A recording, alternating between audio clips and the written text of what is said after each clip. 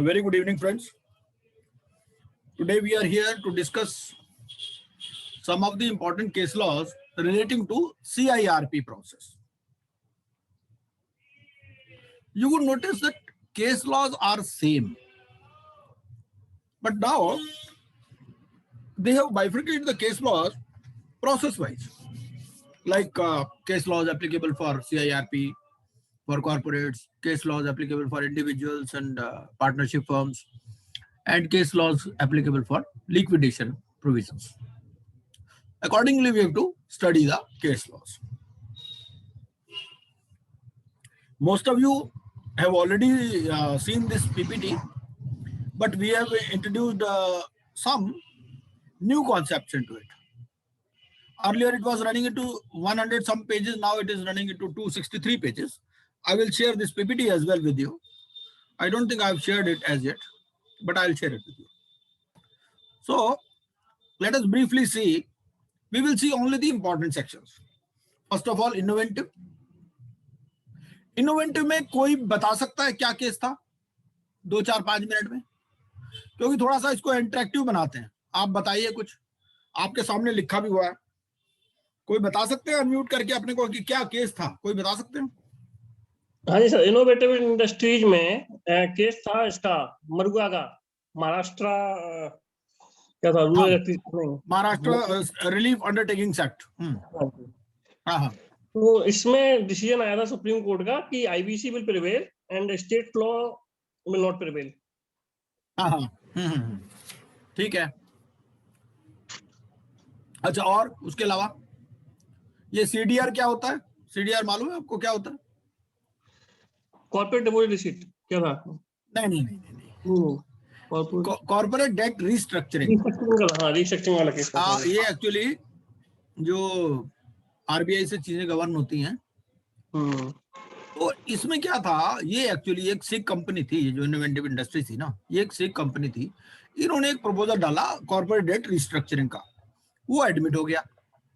अब इसमें क्या था, क्योंकि ये महाराष्ट्र स्टेट में थी कंपनी इनोवेटिव इंडस्ट्रीज, तो इसमें कहानी ये आई कि भाई वहां पर क्या है कि जो वर्कर्स है उनकी एम्प्लॉयमेंट ज्यादा अनएम्प्लॉयड ना हो, इसलिए उन्होंने ये दे रखा है कि भाई कोई भी कंपनी जो महाराष्ट्र बेस्ड है, अगर वो सिक हो जाती है तो उसको मॉरेटोरियम मिल जाता है.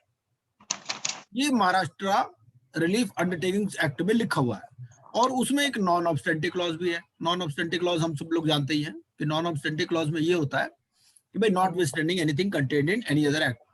ठीक है. तो इसमें भी ये क्लॉज थी. तो जब ये आईसीआईसीआई ने सेक्शन 7 आईसीआईसीआई ने लोन दे रखा था इसको, इन्होंने क्या किया, इन्होंने पेमेंट नहीं की.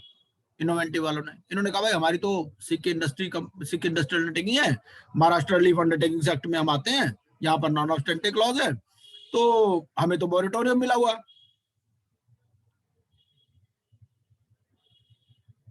और इसमें दूसरा पॉइंट ये था कि जो आईबीसी है, आईबीसी में भी नॉन ऑब्स्टेंटिव क्लॉज है. वो हमारा स्टेट का इशू है और ये है सेंटर का. एक ये ना खिड़की में से मुझे फिर दे दिया.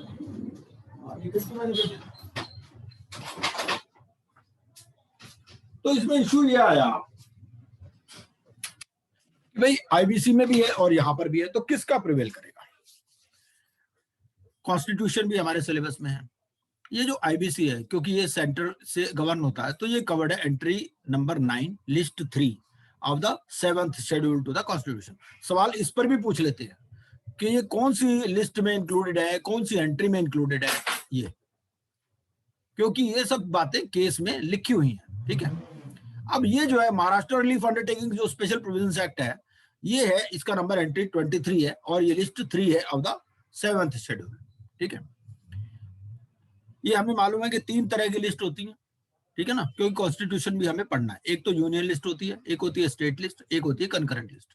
यूनियन लिस्ट पे सेंट्रल लॉ बना सकता है, स्टेट लिस्ट पे स्टेट बना सकते हैं, कंकरेंट पे दोनों की ज्यूरिसडिक्शन होती है, दोनों में से जो मर्जी लॉ बना सकते हैं. इसमें यह भी होता है कि कौन सा लॉ पहले आया, कौन सा बाद में आया. और जो स्टेट लिस्ट है, स्टेट में क्या होता है कि कई बार वो गवर्नर से अप्रूवल ले करके और फिर वो अगर मान लीजिए सेंटर का कोई लॉ बना, बाद में स्टेट ने लॉ बनाया अपना, तो स्टेट वाले क्या करते हैं, गवर्नर से अप्रूवल लेकर के, और फिर उस केस में क्या होता है कि उस स्टेट में वो प्रिवेल करता है। बहुत सारे लॉज हमारे ऐसे हैं जो पर्टिकुलर स्टेट स्पेसिफिक भी हैं, कि पूरे इंडिया में वो लॉ अप्लाई नहीं हो रहा, लेकिन उस स्टेट में अलग है, कुछ डिफरेंट है। जैसे कुछ जैसे ये नॉर्थ ईस्टर्न स्टेट्स हैं, वहां पर कुछ इस तरह के प्रोविजंस हैं, इस तरह से। अब बात ये आई कि इसमें एक पॉइंट तो ये था कि एप्लीकेशन जो सेक्शन 7 है, इसमें क्वेश्चन क्या हो सकते हैं कि भाई एप्लीकेशन जो 7 वाली है उसमें कोई डिस्प्यूट होना जरूरी नहीं है। जैसे सेक्शन 9 की एप्लीकेशन है, सेक्शन 9 की एप्लीकेशन में तो ये है कि भाई अगर डिस्प्यूट होगा तो इसको नहीं लेंगे, ठीक है ना, आईबीसी में नहीं आएगा वो, क्योंकि ये कोई रिकवरी मैकेनिज्म नहीं है आईबीसी, ये एक रेजोल्यूशन मैकेनिज्म है। अब जहां तक सेक्शन 7 की बात है, तो सेक्शन 7 में क्वेश्चन ये पूछ सकता है कि भाई अनडिस्प्यूटेड डेट है, डिस्प्यूटेड डेट है, both A and B are correct, या none of the above is false, ठीक है ना। तो इस तरह से कुछ क्वेश्चन बन सकते हैं, ये आपको क्वेश्चन भी देख लेने हैं। अब जब एक बार आईआरपी अपॉइंट हो जाता है और मॉरेटोरियम डिक्लेयर हो जाता है, तो क्या डायरेक्टर्स मैनेजमेंट में रहते हैं, ठीक है, they can not appeal before NCLT, they lose their voting rights in COC, all are correct. इस तरह से कुछ हमने क्वेश्चन बना रखे हैं, ये क्वेश्चन आप देख लीजिएगा। अब ये जो आईबीसी है हमारा, ये यूके लॉ पर बेस्ड है। यूके लॉ और यूएस लॉ में क्या फर्क है? यूएस लॉ जो है, यूएस लॉ में क्या होता है, अगर डिफॉल्ट भी हो जाए तो भी मैनेजमेंट जो है ना, मैनेजमेंट को रिप्लेस नहीं करते। जैसे यहाँ पर भी पहले ये था कि भाई अगर किसी ने फ्रॉड भी कर दिया तो भी वही मैनेजमेंट कंटिन्यू रहती थी, ठीक है।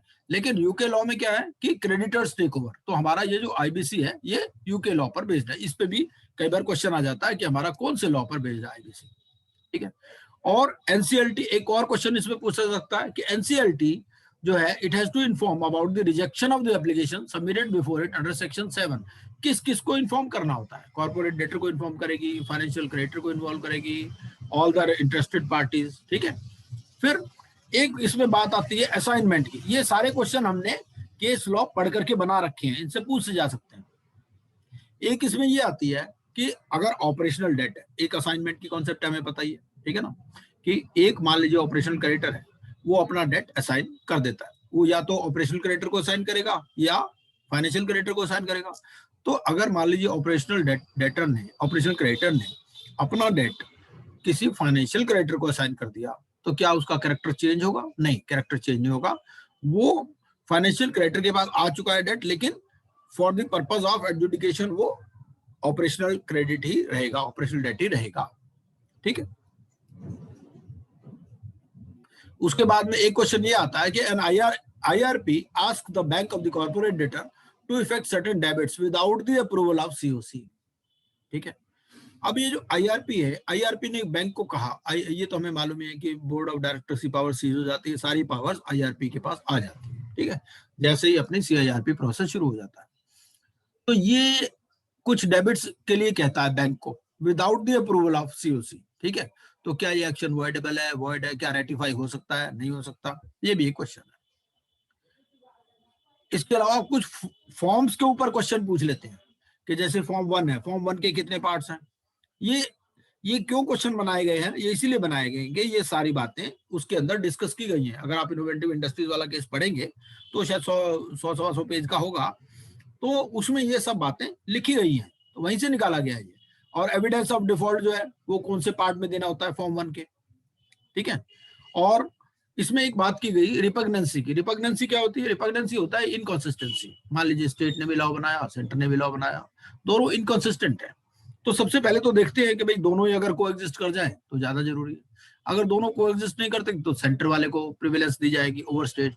उसके बाद में जो लेटर लेजिस्लेशन है वो प्रिवेल करेगा, ठीक है ना। तो ये सब भी जो है, ये रिपग्नेंसी वाला भी इशू इसमें आता है। और मान लीजिए अगर कोई डायरेक्ट कॉन्फ्लिक्ट आ जाए दो स्टैट्यूट्स के बीच में, तो उसका क्या मतलब होगा, उसमें रिपग्नेंसी मतलब होगा। ये सब चीजें आप देख सकते हैं, ठीक है। इसके अलावा इसमें और जो क्वेश्चन बन सकते हैं वो ये कि डिफॉल्ट की क्या कॉन्सेप्ट है, आईबीसी में डिफॉल्ट किसको कहते हैं और कैसे उसको असर्टेन करते हैं। और जो एडमिट करती है, जो एडजुडिकेटिंग अथॉरिटी जब एप्लीकेशन एडमिट करती है, तो स्कोप ऑफ इंक्वायरी क्या रहता है, ठीक है।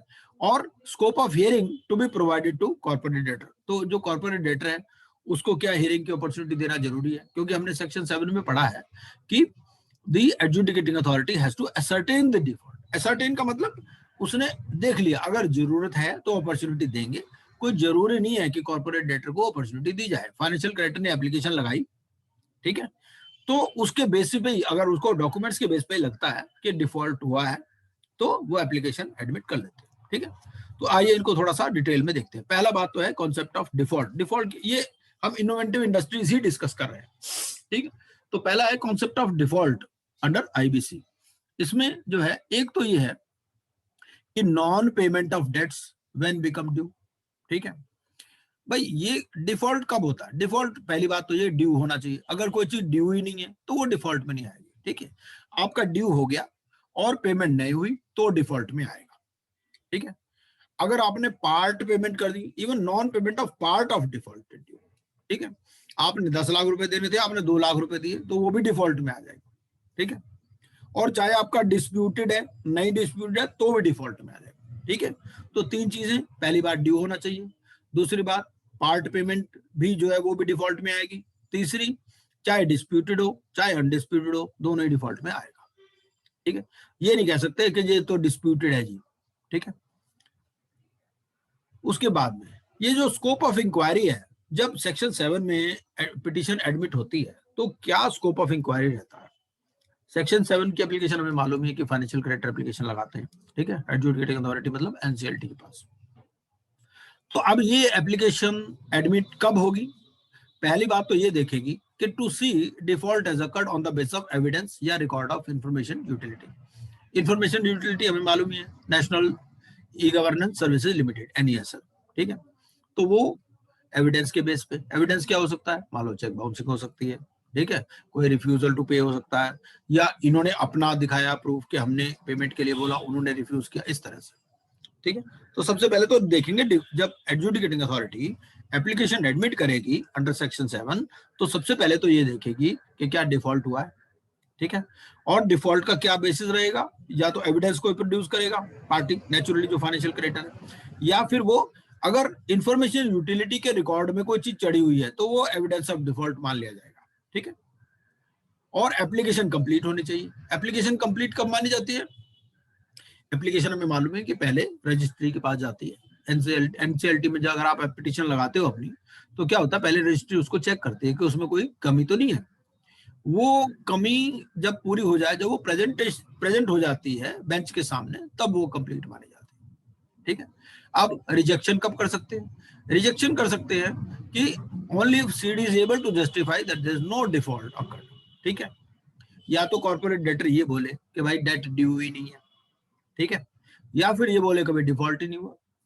डिफॉल्ट नहीं हुआ तो उसके लिए वो पेमेंट का प्रूफ दिखा देगा, भाई ऐसा है, इसके पास पेमेंट नहीं पहुंची, वो बैंक ने गलती से दूसरे अकाउंट में क्रेडिट कर दी, या जो भी है ना। तो लेकिन वो ये कि उसको जस्टिफाई करना पड़ेगा कॉर्पोरेट डेटर को, तभी ये जो सेक्शन 7 वाली एप्लीकेशन है एडजुडिकेटिंग अथॉरिटी रिजेक्ट करेगी। इसका मतलब अदरवाइज एडमिट कर लेगी, ठीक है। या फिर एप्लीकेशन इनकम्प्लीट हो, तो एप्लीकेशन इनकम्प्लीट हो तो भी रिजेक्ट कर देंगे, उसको 7 दिन का टाइम दे देंगे कि भैया इसमें कोई जो डिफेक्ट है उनको रिमूव कर दो। और ये जो 7 डेज का टाइम है, ये भी जो है डायरेक्टरी है, मैंडेटरी नहीं है, ठीक है। तो ये कुछ क्वेश्चन इसमें पूछे जा सकते हैं, ठीक है जी। तो पहला क्लियर हो गया। इसमें कुछ और पूछना है आपको किसी को? फर्स्ट में कोई और पूछना है किसी ने? यहां पर कोई ऐसा है जिसने ये पूरा केस लॉ पढ़ा है?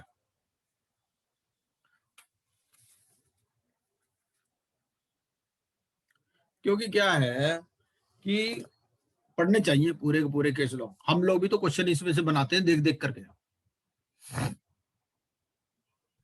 Excuse me sir. हाँ बोलिए। सर ये जो केस लॉज प्रोवाइडेड हैं, जो नंबर ऑफ केस लॉज हैं सर, इन्हीं में सीआईआरपी के केसेस हैं, कोई एक्सक्लूसिव केस नहीं है सीआईआरपी के? ऐसा है, इन्हीं में से ही है, क्योंकि मेन केस ही यही है। ऐसा है, केस तो हजारों हैं, लेकिन क्या है, ये मेन केस है, तो इन्हीं में से भाई ये केस ही उसी से रिलेटेड तो है ही ना, आईबीसी से रिलेटेड है।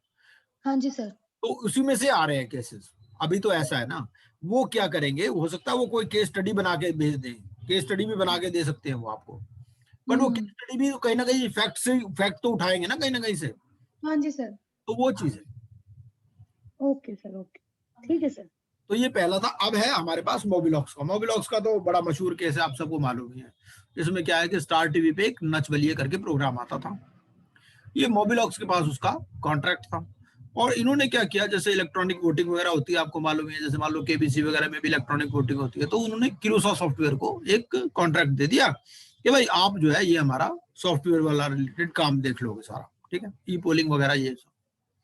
उन्होंने उनके साथ एक नॉन डिस्क्लोजर एग्रीमेंट भी साइन कर लिया कि भाई ऐसा है कि ये किसी को बात बताना मत, ठीक है, कि हम ये जो है स्टार टीवी के लिए काम कर रहे हैं। तो इसने क्या किया, किरूसा सॉफ्टवेयर ने अपनी वेबसाइट पे क्लाइंट्स के नाम डिस्प्ले कर दिए कि भाई हम जो है स्टार टीवी के लिए भी काम करते हैं, ठीक है ना। तो जब इसने पेमेंट मांगी किरूसा ने मोबिलॉक्स से, तो मोबिलॉक्स ने कह दिया भैया पेमेंट वेमेंट कुछ नहीं मिलेगी, ठीक है, क्योंकि तुमने जो है नॉन डिस्क्लोजर एग्रीमेंट का वायोलेशन किया, ठीक है, और ये बात हमने तुम्हें ईमेल में भी बता दी है, ठीक है। ये नॉन डिस्क्लोजर एग्रीमेंट रहा, ये इसकी कॉपी है, ठीक है, आपने 26 दिसंबर 2014 को साइन किया हुआ। तो इसने क्या किया, किरूसा सॉफ्टवेयर ने, क्योंकि ये ऑपरेशनल क्रेडिट था, इसको पैसे लेने थे मोबिलॉक्स से, तो इसने सेक्शन 9 में एप्लीकेशन डाल दी, ठीक है। तो सेक्शन 9 की एप्लीकेशन डालने के लिए हमें मालूम है कि सेक्शन 8 की जो भी कंडीशंस है वो फुलफिल करनी पड़ती हैं। सेक्शन 8 में एक ये भी एफिडेविट देना पड़ता है कि हमारा कोई डिस्प्यूट नहीं है, ठीक है। तो लेकिन इसमें ये हुआ, इसमें सुप्रीम कोर्ट, एक क्वेश्चन ये था कि डिस्प्यूट है या नहीं है, तो सुप्रीम कोर्ट ने कहा कि डिस्प्यूट एग्जिस्ट करता है, ठीक। तो अब इसमें आप कुछ फैक्ट्स देखेंगे कि भाई जो date of non disclosure agreement है ये 26 दिसंबर से है, ठीक है, जो दोनों के बीच में साइन हुआ था, और इफेक्टिव इसको बनाया गया 1 नवंबर से, मतलब बैक डेट से इसको इफेक्टिव बनाया गया। तो इससे तो ये पता चलता है कि non disclosure agreement it can be effective from a date prior to the date of its execution. जैसे हमें मालूम होगा पार्टनरशिप डीड में बहुत सारा हम क्या करते हैं कि पार्टनरशिप डीड तो पुरानी चल रही है, ठीक है, लेकिन हम उसको एक बाद में लिख देते हैं कि भाई ठीक है, they are carrying on this business and now they are desirous of putting the terms into writing, ठीक है। रेंट एग्रीमेंट में भी कई बार ऐसा होता है कि पहले किराए पे दे देती है प्रॉपर्टी, बाद में रेंट एग्रीमेंट करते हैं। तो इसमें भी कुछ ऐसा ही हुआ होगा कि नॉन डिस्क्लोजर एग्रीमेंट हो तो पहले, क्योंकि एग्रीमेंट तो ओरल भी हो सकता है ना, कॉन्ट्रैक्ट ओरल भी हो सकता है, तो ये जो एनडीए तो पहले ही हो गया होगा, हालांकि एस्टेब्लिश किया होगा उन्होंने, लेकिन ये कि जो एग्रीमेंट एक्सिक्यूट किया गया वो इस डेट को एक्सिक्यूट किया गया 26 दिसंबर 2014 को, और उसकी इफेक्टिव डेट बनाई गई 1 नवंबर 2013 से, ठीक है। अब ये हमें मालूम है कि सेक्शन 9 की एप्लीकेशन के लिए हमें सेक्शन 8 की कंडीशंस फुलफिल करनी पड़ती हैं। देखिए ऐसा है, सबसे पहले तो जब आप केस लॉ पढ़ेंगे, केस लॉ से पहले आपको आईबीसी तो पूरा क्लियर होना चाहिए। अगर आपको आईबीसी ही नहीं आता तो केस लॉ आपको समझ ही नहीं आएंगे, क्यों, यहाँ तो सेक्शनों की बात करेगा वो कि जी ये सेक्शन है वो सेक्शन है। मान लो आपको सेक्शन 8 ही नहीं पता तो फिर नहीं कुछ भी समझ में आने वाला है। तो अब ये सेक्शन 8 सबसेक्शन 2 सबसेक्शन ए क्या बात करता है, ये कहता है, इसमें बात करता है existence of a dispute if any and record of the pendency of the suit or arbitration proceedings filed, ठीक है। अब इसमें ये बात आई, it must be read as existence of a dispute or record, ठीक है, or record of the pendency of the suit, क्योंकि एक एक वर्ड पर वहां बहस होती है। जैसे वहां लिखा हुआ है सेक्शन 8 सबसेक्शन 2 सबसेक्शन ए में लिखा हुआ है existence of a dispute if any and record, ठीक है। तो इन्होंने कहा कि भाई एंड को आप और पढ़ सकते हो, जरूरी नहीं है कि मतलब एग्जिस्टेंस ऑफ डिस्प्यूट भी बताओ और record of pendency of the suit भी बताओ, ठीक है। तो and should be read as और, पहली बात तो ये थी, और रिकॉर्ड ऑफ द पेंडेंसी, ठीक है। तो इसको हमें डिसजंक्टिवली पढ़ना है, ये बात इस केस में कही गई। और दूसरी एक और बात कही गई, ए डिस्प्यूट में एग्जिस्ट इवन इफ, पहला आप डिस्प्यूट बताओगे कैसे, कोई जरूरी नहीं कि कोई कोर्ट केस ही हो रहा है, आपने ईमेल एक्सचेंज की, आपने किसी पार्टी ने आपको माल भेजा, आपने कह दिया भाई आपका माल तो डिफेक्टिव है, ये माल ले जाओ, हमारे इंस्पेक्शन डिपार्टमेंट ने रिजेक्ट कर दिया, तो वो डिस्प्यूट हो गया, ठीक है। तो एक्सचेंज ऑफ ईमेल से हो सकता है, ठीक है।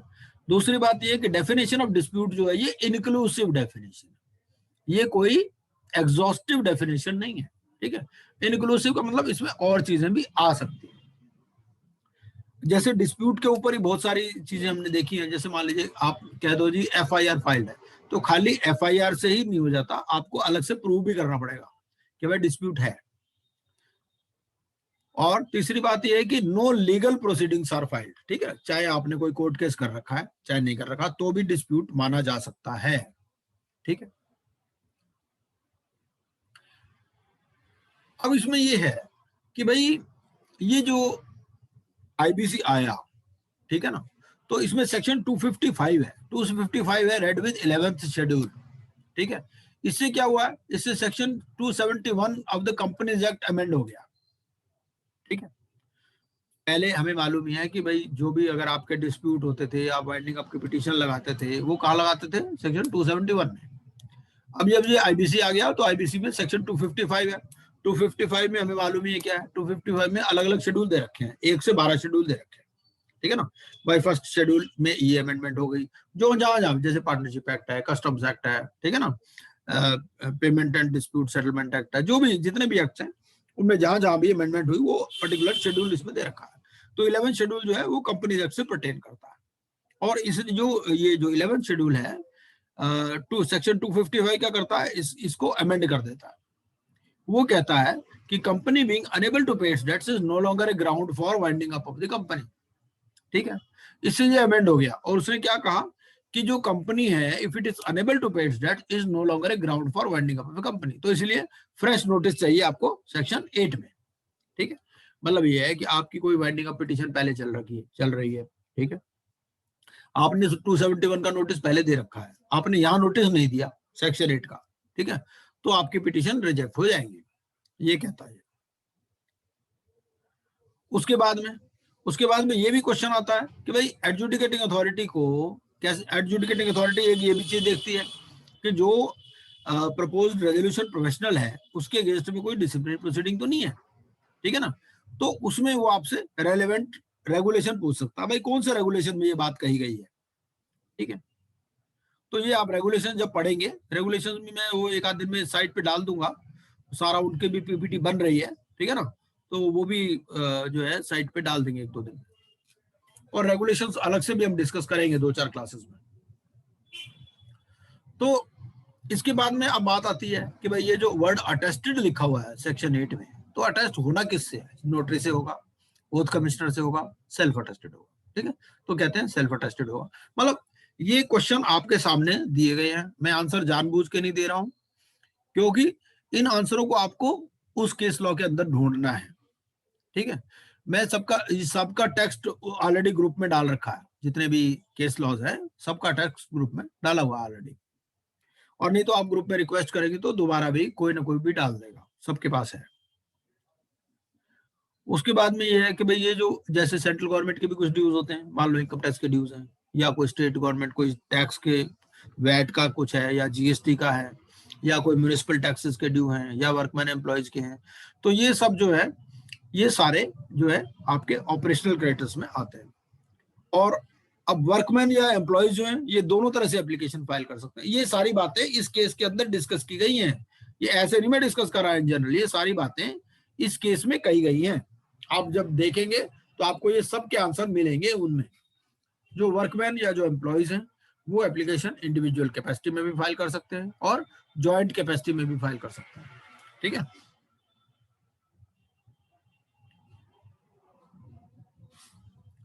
फिर फॉर्म 5 की बात करता है। फॉर्म 5 कहता है कि भाई इसमें आपको फीस भी लगानी है, तो फीस का अमाउंट कितना है, ठीक है, वो भी देखना है।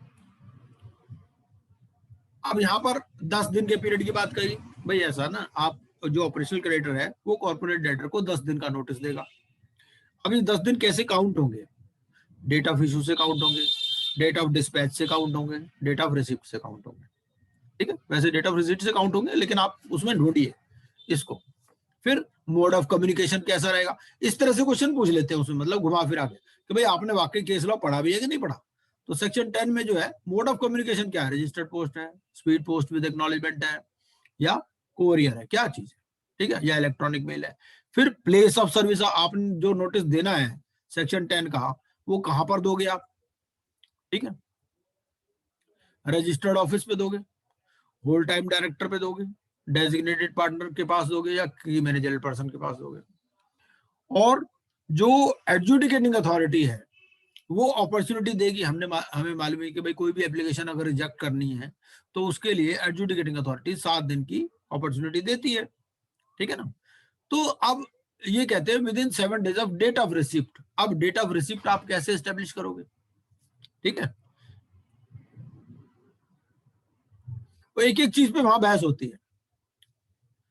ये जो कमेटी थी, जो श्री टी के विश्वनाथन की अंडर की चेयरमैनशिप में जो कमेटी बनी थी, ठीक है ना, तो ये कमेटी और इसका नाम क्या था, ठीक है ना, BLRC हमें मालूम है, banking law reforms committee, bankruptcy law reforms committee. कौन सी मिनिस्ट्री थी, कौन सा डिपार्टमेंट था, ठीक है ना, मिनिस्ट्री ऑफ फाइनेंस थी, डिपार्टमेंट ऑफ इकोनॉमिक अफेयर्स, ये सब वहां को ये दे रखे हैं उस केस लॉ में, ठीक है। फिर उसके बाद में ये है कि हर एक जो NCLT का केस लॉ है वहां पर एक यूनिक आईडी होती है, वो उस केस की आईडी होती है, उसमें सारी रिपोर्ट्स होती हैं, सारे रिकॉर्ड्स होते हैं that are generated during IRP। ये वहां पर स्टोर होते हैं, वहीं से एक्सेस होते हैं, ठीक है। अब ये रिकॉर्ड कहाँ पर रखने हैं, ठीक है ना, भाई इसका सर्वर इंडिया में लोकेटेड होना चाहिए। यूनिक आईडी का मतलब क्या है, मेल आईडी। हमने एक बार डिसिप्लिनरी केसेस भी स्टडी किए थे, तो इसमें ना 2 तरह की आईडी बनाई जाती है नॉर्मली। एक तो आईडी बनाई जाती है जो IBPI को बताई जाती है, एक तो जनरल आईडी होती है IP की, ठीक है ना, जो इंसॉल्वेंसी प्रोफेशनल होता है, IRP जो होता है। दूसरी आईडी वो प्रोसेस स्पेसिफिक भी बनाता है, ठीक है। जैसे मान लो भाई बहुत सारे हजारों मेल आते हैं, और तो CIRP के लिए वो अलग एक प्रोसेस मेल बना देता है। तो दोनों की दोनों आईडी आपको वहां लिखनी पड़ती है लेटर हेड पे, या जितने भी कम्युनिकेशन होते हैं। इसके ऊपर भी डिसिप्लिनरी केस हो जाते हैं कि आपने एक आईडी वहां डिस्प्ले की, दूसरी आईडी नहीं डिस्प्ले की। तो ये हमने बहुत सारे डिसिप्लिनरी केसेस जो स्टडी किए थे उसमें हमने ये बातें सब बताई थी, ठीक है। फिर कहीं पर नोटिफाइड लिखा है, कहीं पर प्रेस्क्राइब्ड लिखा है, कहीं पर स्पेसिफाइड लिखा है। इसका क्या मतलब, तो स्पेसिफाइड जो है रेगुलेशंस है, प्रेस्क्राइब्ड एज पर रूल्स है, और नोटिफाइड तो central government by way of notification कर सकती है। तो ये सब बातें भी हमें पता होनी चाहिए। फिर इसमें क्या है कि ऑपरेशनल क्राइटर ने एक नोटिस दिया 18 जुलाई को, ठीक है। कॉर्पोरेट डेट ने वो रिसीव किया 21 जुलाई को। तो ऑपरेशनल क्रेडिटर को कोई रिस्पॉन्स नहीं मिलता कॉर्पोरेट डेटर से, ठीक है। तो कब कब कब वो जल्दी से मतलब इनिशिएट कर सकता है ये प्रोसेस, कब वो एप्लीकेशन दे सकता है, एप्लीकेशन कब फाइल कर सकता है। तो बीच में संडे आ गया तो काउंट होगा नहीं होगा, कंटिन्यूस रनिंग चलता है टाइम का, ठीक है। हॉलीडेज में बीच में अगर आ जाए तो वो काउंट नहीं होते। तो ये सब कुछ क्वेश्चन है जो इसमें आंसर किए गए हैं। अब एक और केस देखते हैं, ये धरनी शुगर तो आप देख लीजिएगा।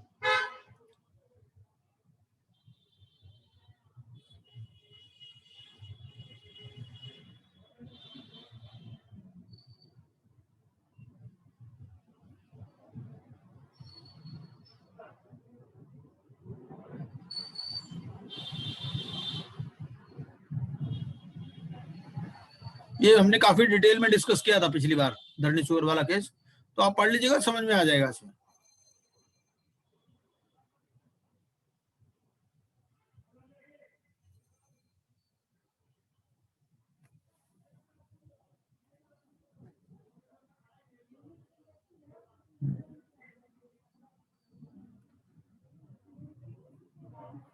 अच्छा, अब इसी में कुछ और चीजें हैं। ये जो हमने नचबली वाला केस देखा, ये इसने क्या किया है, इसको यहां पर डाल दिया है। ये डालना था नचबली वाले में, ये लड़के ने टाइप किया ना, ये मैं ठीक कर देता हूँ।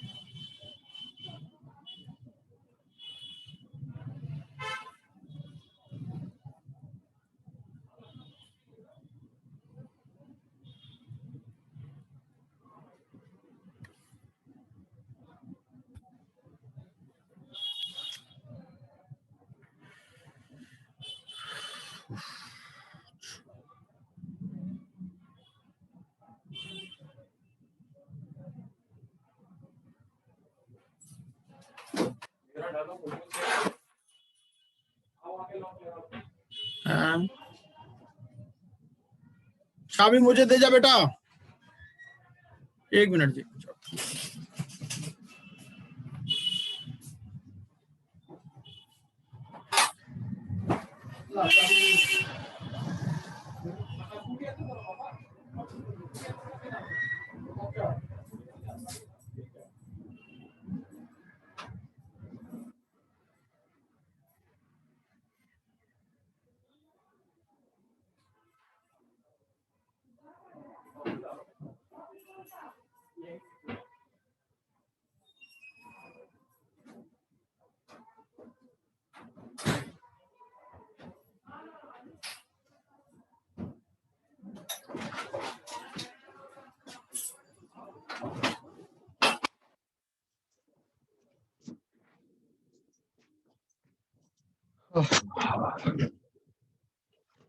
तो ये तो हमने कर लिया था, 1 मिनट।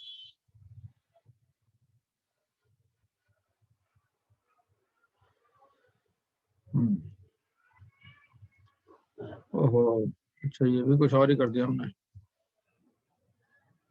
वो धरनी शुगर भी इसी में आ गया। चलो कोई नहीं,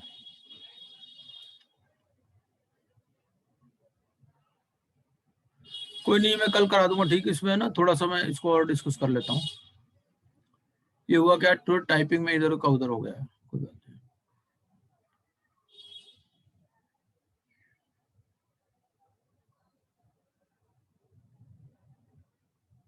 ये तो इस केस में इश्यूज क्या क्या थे, ये जो हम नचबली वाला केस कर रहे थे, मोबिलॉक्स।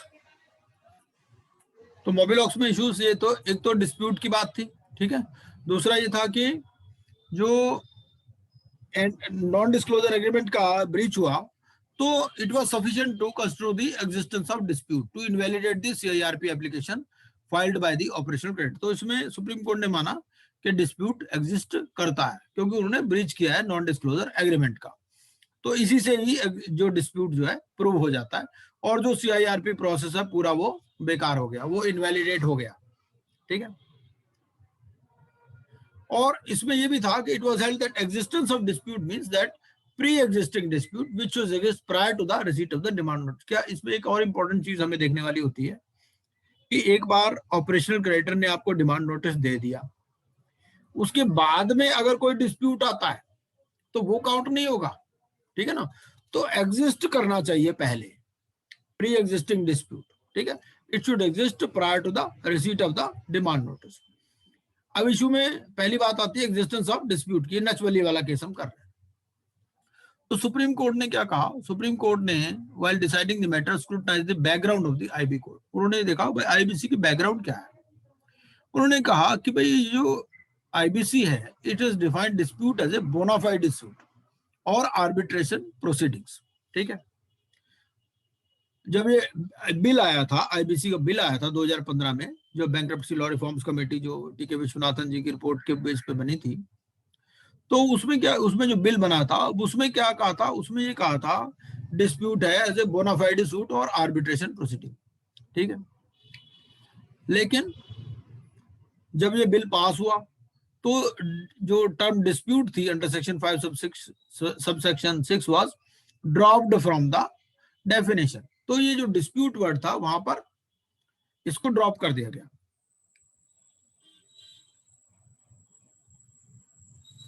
तो सुप्रीम कोर्ट ने ये कहा कि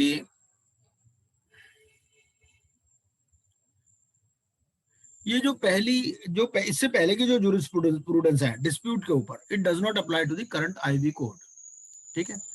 तो उन्होंने ये कहा instead the Supreme Court provided a new test plausible contention to determine the existence of dispute. तो एक प्लॉसिबल कंटेंशन की बात इन्होंने की, एक नया टेस्ट इसमें बनाया कि प्लॉसिबल कंटेंशन क्या है। और उसके बाद में सेक्शन 9 में, जैसे हमने सेक्शन 7 में देख लिया था पहले इनोवेटिव में, ठीक है, कि एडजुडिकेटिंग अथॉरिटी को क्या क्या देखना है, ये सेक्शन 9 का केस है। तो इसमें यह है कि सेक्शन 9 की जब पिटीशन होगी तो एडजुडिकेटिंग अथॉरिटी को क्या देखना है, पहला ये देखना है कि भाई 1 लाख अब तो 1 करोड़ हो गया, पर ये अभी जो है यहाँ पर ये है कि whether there is operational data more than ₹1 lakh, ठीक है। उसके बाद में जो डॉक्यूमेंट्री एविडेंस जो है वो प्रोवाइडेड है, ठीक है ना, that is due and payable and has not been paid, ठीक है। तीसरी बात ये है कि whether there is existence of dispute between the concern party, वहां पर सेक्शन 7 में डिस्प्यूट की जरूरत नहीं है, लेकिन यहाँ पर जरूरी है, ठीक है ना। यहाँ पर अगर अनडिस्प्यूटेड होगा तभी पेमेंट होगा, तभी एप्लीकेशन एडमिट होगी, अगर डिस्प्यूट होगा तो एप्लीकेशन एडमिट नहीं होगी, ठीक है। तो अगर इन तीनों में से कोई भी कंडीशन जो है सेटिस्फाई नहीं होती तो एनसीएलटी को एप्लीकेशन रिजेक्ट करनी पड़ती, ये बात है, ठीक है। आगे और केस देखते हैं हम, इसमें आर्सलर-मित्तल वाला। ये आर्सलर-मित्तल वाला जो केस है सेक्शन 29A का केस है। अब सेक्शन 29A में हमें मालूम ही है कि सेक्शन 29A क्या बात करता है। सेक्शन 29A बात करता है कि जो प्रमोटर्स हैं उनकी बैकग्राउंड कैसी होनी चाहिए, जो रेजोल्यूशन एप्लीकेंट है तो रेजोल्यूशन एप्लीकेंट कैसा होना चाहिए, ये सेक्शन 29A की बात करता है। तो इसके ऊपर हमने एक अलग से लेक्चर भी पूरा है, पूरा एक वीडियो लेक्चर है सेक्शन 29A पर ही। उसमें डिफरेंट कंडीशंस दे रखी हैं कि प्रमोटर है बन सकता है, एमएसएमई के केस में क्या है, अदर देन एमएसएमई क्या है, और अगर किसी का नॉन एनपीए है, चाहे वो कनेक्टेड पार्टी हो, रिलेटेड पार्टी हो या रेजोल्यूशन एप्लीकेंट हो, 1 साल नॉर्मल केसेस में और 3 साल जो है अगर कोई रिस्ट्रक्चर्ड डेट है उसके पास आया है तो उस केस में एनपीए 3 साल से पुराना नहीं होना चाहिए, ठीक है। ये कुछ कंडीशंस दे रखे 29A में। उसके अलावा कभी जेल ना गया हो, ये बहुत सारी उसमें चीजें हैं। बेसिकली जो टेंटेड पर्संस हैं उनको वो डिबार करता है सेक्शन 29A कि भाई वो रेजोल्यूशन एप्लीकेंट नहीं बन सकते, या कोई बैकडोर एंट्री करना चाहता है जो पहले प्रमोटर था वो उसको एंट्री से बाहर करता है except in case of MSME. तो ये सेक्शन 29A की बात है। अब इनमें इस केस में क्या हुआ था कि जो रेजोल्यूशन प्रोफेशनल था इसने देखा ये दोनों जो है आर्सलर-मित्तल इंडिया प्राइवेट लिमिटेड और न्यू मेटल, ये दोनों ही इनएलिजिबल है। दोनों इनएलिजिबल क्यों थे? क्योंकि इनकी जो कुछ रिलेटेड पार्टी थी उनके ना एनपीए अकाउंट्स थे, ठीक है। तो इनको ये कहा कि भाई आपके जो रिलेटेड कॉर्पोरेट डेटर्स हैं हम आपको दोनों को अपॉर्चुनिटी देते हैं कि आप उनको एनपीए को पेमेंट कर दो and then you become resolution applicant, ठीक है। अब इसमें जो सुप्रीम कोर्ट ने जो डिसाइड किए, पहली बात तो इसमें ना सीओसी का जो रोल था, सीआईआरपी सीओसी का क्या रोल रहता है सीआईआरपी में, इसके ऊपर बात की। फिर उसके बाद में बात की scope of judicial review of NCLT NCLT, कि ये जो एनसीएलटी है या एनसीएलटी है उसके स्कोप ऑफ जुडिशियल रिव्यू क्या है, वो क्या चीज रिव्यू कर सकती है क्या नहीं कर सकती। इसमें ये बात मोटी मोटी बात ये कही गई कि जो सीओसी है कमर्शियल विजडम के मामले में तो आपको सीओसी पे ही रिलाई करना है। जो एडजुडिकेटिंग अथॉरिटी है उसको जुडिशियल एस्पेक्ट्स देखने हैं, उसको कमर्शियल एस्पेक्ट्स नहीं देखने हैं, क्योंकि सीओसी को पता है कि क्या उसके लिए अच्छा है क्या नहीं अच्छा है।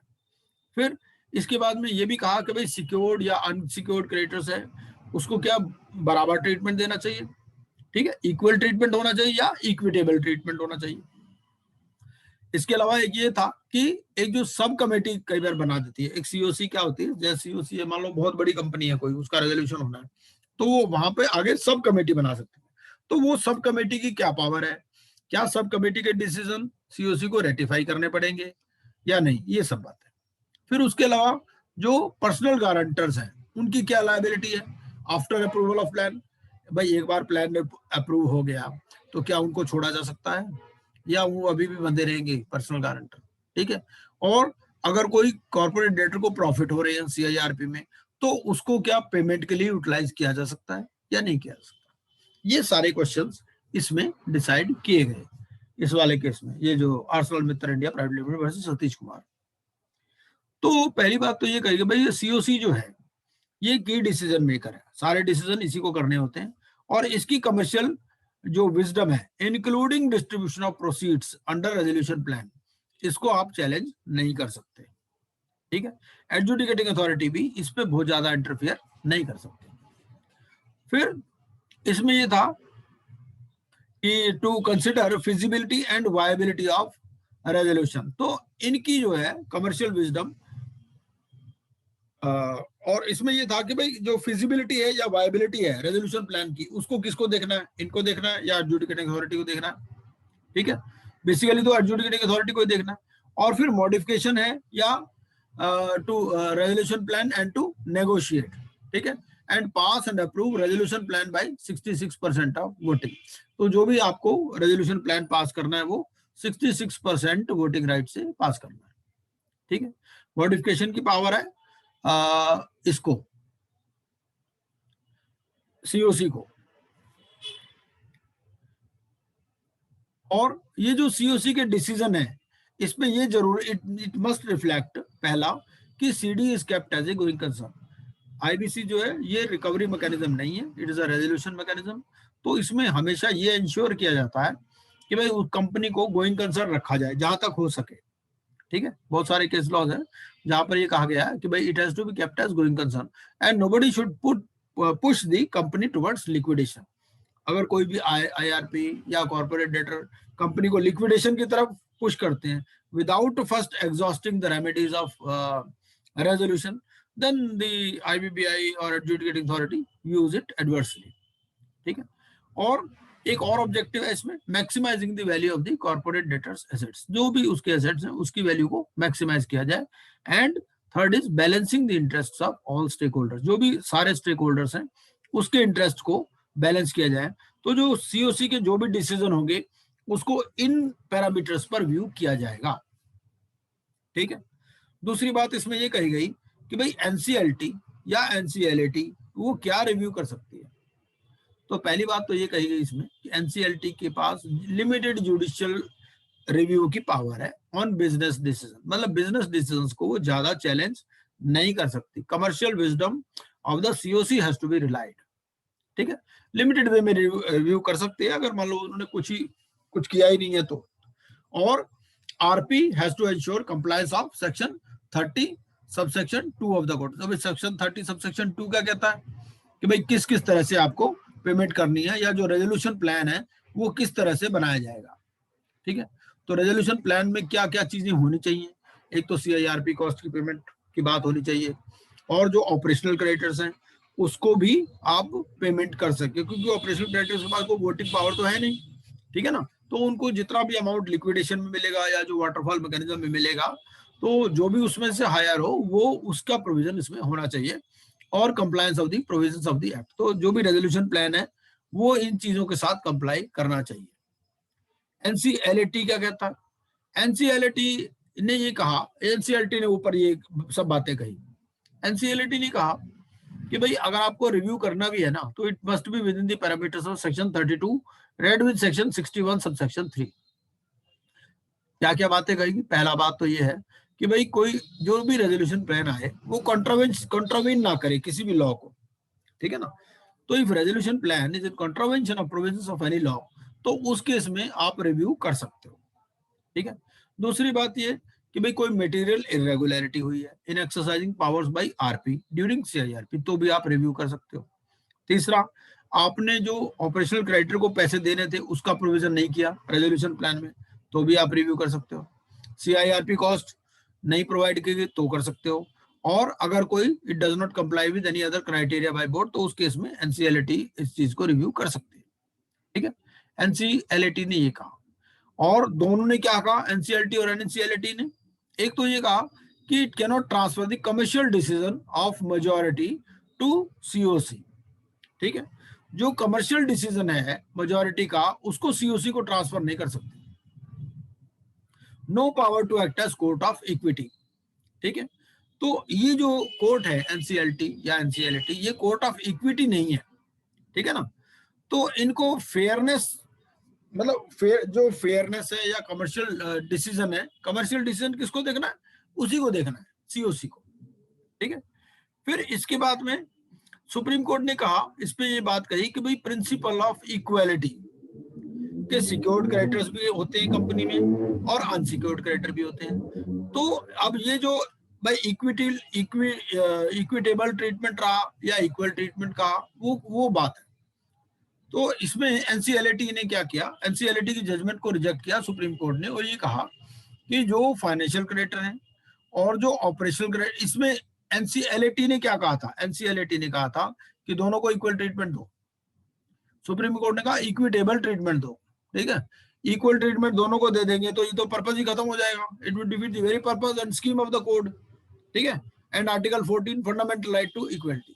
तो सुप्रीम कोर्ट ने कहा कि जो अमेंडेड रेगुलेशन है 38 of CIRP, it requires how interest of all stakeholders has been dealt with. ठीक है, तो इन्होंने ये कहा कि it is permissible to treat different classes of creditors differently. भाई एक सिक्योर्ड है, एक अनसिक्योर्ड है, तो आप डिफरेंट वे में ट्रीट कर सकते हो। आप इक्विटेबल होना चाहिए और it should be based on reasonable ground. ठीक है, लेकिन इक्वल ट्रीटमेंट कोई जरूरी नहीं है, जैसा NCLAT ने कहा था। और इसमें यह भी कहा कि NCLT के पास पावर नहीं है to reject the resolution plan, कि भाई वो अनफेयर है या अनजस्ट है to a class of creditors. ठीक है, so long as the interest of all creditors is taken care of. भाई आपने सारे क्रेडिटर्स का ध्यान रखा, लेकिन जरूरी नहीं कि उनको इक्वल ट्रीटमेंट देना। ठीक है, सिक्योर्ड को अलग आप दे सकते हो ट्रीटमेंट, अनसिक्योर्ड को अलग दे सकते हो, बट इक्विटेबल होना चाहिए। ठीक है, उसके बाद में इस केस में क्या हुआ था, COC ने एक सब कमेटी बना दी थी कि भाई ये सब कमेटी कुछ डिसीजन लेगी। अब सब कमेटी की क्या पावर होगी, कैसे होगा, सुप्रीम कोर्ट ने कहा कि भाई सब कमेटी आप बना सकते हो। COC जो है अपने अंडर एक सब कमेटी बना सकती है, लेकिन उसका काम क्या होगा, it will be allowed for ministerial या एडमिनिस्ट्रेटिव एक्ट्स या नेगोशिएशन के लिए। ठीक है, भाई एक पर्टिकुलर प्रोसेस के लिए आप बना दो। फिर ये जो एक्ट्स ऑफ सब कमेटी है, they should be ratified by COC। ये अपने आप में सब कमेटी डिसीजन नहीं ले सकती, जो भी एक्ट्स हैं उसके वो सारे COC को जो है वो रेटिफाई करने हैं। However sub committee cannot exercise powers under section 28 of IBC or it creating any security interest over assets of CD। जैसे सेक्शन 28 में मालूम ही है कि कुछ मेजर डिसीजन दे रखे हैं कि COC क्या क्या डिसीजन, RP कौन कौन से डिसीजन ले सकता है। ठीक है ना, तो जो मेजर डिसीजन है ना जो सेक्शन 28 में दिए गए हैं, ये वो सब कमेटी नहीं ले सकती। ठीक है, जैसे कोई इंटरेस्ट अगर क्रिएट करना हो, कोई इंटरिम फाइनेंस करना हो, कोई कैपिटल स्ट्रक्चर चेंज करनी हो, रिलेटेड पार्टी ट्रांजैक्शन है या power to approve resolution plan है, ये सब कमेटी को आप डेलीगेट नहीं कर सकते। ठीक है, फिर उसके बाद में आ गया कि liability of guarantors after approval of plan. भाई एक बार रेजोल्यूशन प्लान अप्रूव हो गया तो उसके बाद में गारंटर को छोड़ना है कि अभी भी उनको पकड़े रखना है। ठीक है, तो NCLAT ने क्या कहा था इसमें, NCLAT ने कहा था कि एक बार गारंटीड डेट जो है वो क्लियर हो गया, रेजोल्यूशन प्लान आपका अप्रूव हो गया, तो जो डीड ऑफ गारंटी है it would know longer be effective. ठीक है, सुप्रीम कोर्ट ने कहा नहीं, सुप्रीम कोर्ट ने नहीं, ऐसा नहीं है। सुप्रीम कोर्ट ने ये कहा कि section 31 subsection 1 provides if plan is approved by COC it shall be binding on all stakeholders including guarantor. ठीक है, तो सुप्रीम कोर्ट ने कहा कि जो भी रेजोल्यूशन प्लान अप्रूव होता है वो it is binding on all stakeholders including guarantor. ठीक है, तो गारंटी जो है it constitutes an independent obligation taken by a guarantor. ठीक है, तो even where debts of CD is satisfied pursuant to a resolution plan, the lender have ability to pursue the guarantee for recovery of remaining claim from guarantors। तो guarantor को छोड़ नहीं सकते अभी। ठीक है ना, क्योंकि अब जो है मान लो रेजोल्यूशन प्लान में पेमेंट हो रही है तो लेंडर के पास, लेंडर उसको भी सू कर सकता है, गारंटर को भी। ये नहीं कि रेजोल्यूशन प्लान अप्रूव हो गया तो गारंटर फ्री हो गया, नहीं, ऐसा नहीं। ठीक है, उसके बाद में एक इसमें बात आई कि भाई जब एक कॉर्पोरेट CIRP चल रही है, CIRP हमें पता है कि CIRP जब चलती है तो as a going concern company को चलाना पड़ता है। ठीक है, तो उसमें मान लो प्रॉफिट होते हैं, तो उस प्रॉफिट से क्या चीज पेमेंट हो सकती है, यहाँ पर बात आई कि क्या क्रेडिटर्स को पेमेंट कर सकते हो आप उसमें से या नहीं कर सकते। NCLAT ने क्या कहा था इसमें, NCLAT ने कहा था कि ये जो अगर प्रॉफिट्स हो रहे हैं ये आप डिस्ट्रीब्यूट कर सकते हो इसको फाइनेंशियल या ऑपरेशनल क्रेडिटर्स को ऑन प्रो रेटा बेसिस ऑफ देयर क्लेम। ठीक है, सुप्रीम कोर्ट ने क्या कहा, नहीं, सुप्रीम कोर्ट ने कहा नहीं, ऐसा नहीं कर सकते आप। और ये जो डिस्ट्रीब्यूशन है of profit during CIRP it can not be applied for payment of date of any creditor. ठीक है, उसके बाद में एक और पॉइंट इसमें आया था कि constitutional validity of amendment act 2019, इसकी क्या वैलिडिटी है। ठीक है, अब हमें मालूम ही है कि ये अमेंड हो गया था बाद में, जैसे पहले 180 + 90 डेज था। ठीक है ना, वन टाइम एक्सटेंशन होती है 90 डेज की, उसके बाद में फिर कुछ पीरियड एक्सक्लूड होता है। लेकिन यहाँ पर क्या अमेंडमेंट हुआ था 2019 में कि इसको it must B completed within 330 days mandatorily लिखा हुआ। ठीक है, इंक्लूडिंग एक्सटेंशन। उन्होंने कहा भाई बार बार लोग एक्सटेंशन के लिए आते रहते हैं, 180 डेज में किसी का पूरा तो होता नहीं, तो 180 के बाद 90 डेज की एक्सटेंशन मांगते हैं, उसमें भी पूरा नहीं होता, फिर कहते हैं जी कुछ टाइम एक्सक्लूड कर दो, ठीक है, ये हमारा टाइम वेस्ट हो गया, इसमें कोई सूट फाइल हो गया, ये हो गया, वो हो गया। तो अब इसलिए अमेंडमेंट आ गई थी, उसमें कहा था भाई 330 दिन में कर लो आपने, ठीक है, आपको 180 भी मिल गए, 90 भी मिल गए, कुछ और भी एक्स्ट्रा मिल गया 60 दिन, ठीक है ना। लेकिन वहां पर लिखा वर्ड मैंडेटरीली, हालांकि बाद में कोर्ट्स ने हेल्ड किया कि भाई ये मैंडेटरी नहीं है, should be read as ordinarily. हाँ जी, मेरा कोई मीटिंग चल रही है मेरी, तो ये क्या कहता है कि CIRP be completed within 330 days mandatorily including extension of time, ठीक है, and time taken in legal proceedings of failing which corporate debtor is to be referred to liquidation. अब इसमें क्या कहा सुप्रीम कोर्ट ने, क्या कहा सुप्रीम कोर्ट ने, कहा कि ये जो टाइम टेकन है in legal proceedings, it should not harm litigation where litigant is not responsible for delay, ठीक है। तो इसमें ये कहा भाई अगर लिटिगेंट की वजह से जो है वो डिले हो रहा, लिटिगेंट रिस्पॉन्सिबल नहीं है मान लो डिले के लिए, उसका कोई कसूर ही नहीं बेचारे का, तो फिर वो 330 डेज में क्यों आप करें, 330 से पार भी हो सकता है, मतलब, ठीक है, ये कहानी थी इसमें। और आगे इसमें केस देखते हैं, क्या बीके एजुकेशनल सर्विसेज, ये जो है ये केस हमने पहले ही डिस्कस किया हुआ है, COC of SR steel limited, तो आप देख लीजिएगा इसको, क्योंकि देखो सारे केस तो आज डिस्कस हो नहीं पाएंगे, कुछ केस आज कर लेते हैं, कुछ बाद में कर लेंगे।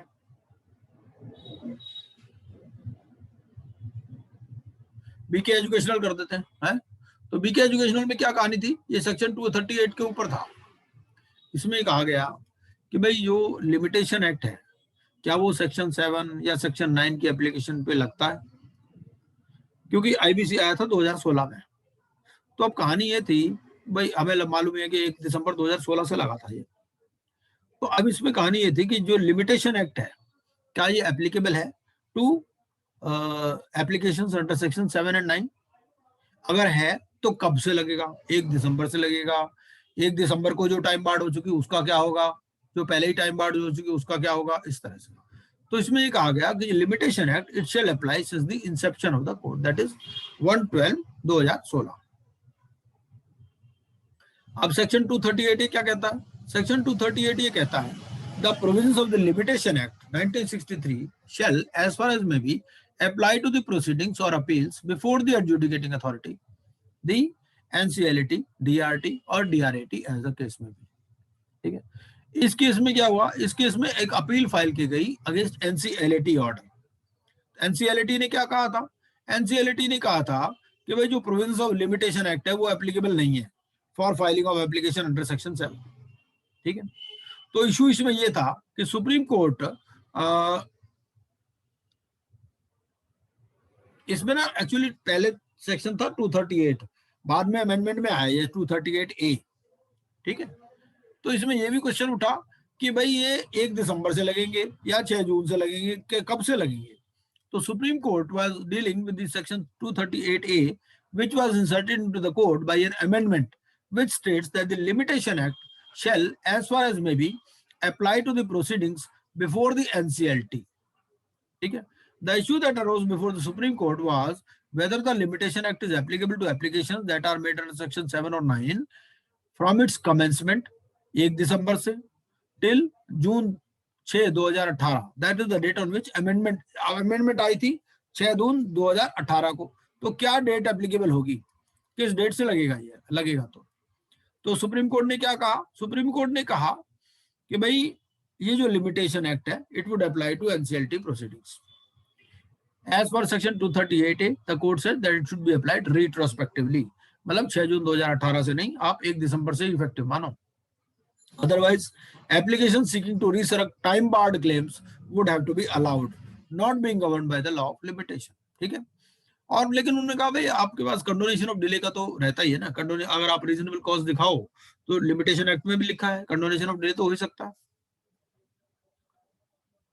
तो अब इसमें एग्जांपल से उन्होंने कहा कि ये कोड जो है it can not be triggered in the year 2017 for a debt which was time barred से इन 1990। मान लीजिए भाई 2016 में हमारा ये कोड आया, ठीक है, एक डेट है जो 1990 में ही पार हो चुका, ठीक है, तो आप उसको इस प्रिवाइस में कि भाई 2016 से आप 3 साल काउंट करोगे 1 दिसंबर से, तो 17 में ट्रिगर नहीं कर सकते कोड, ठीक है ना। तो हमारा ये पर्पस नहीं है कि वो जो टाइम बार्ड डेट है या जो स्टील क्लेम्स है या डेड क्लेम है उनको रिवाइव करना, ठीक है।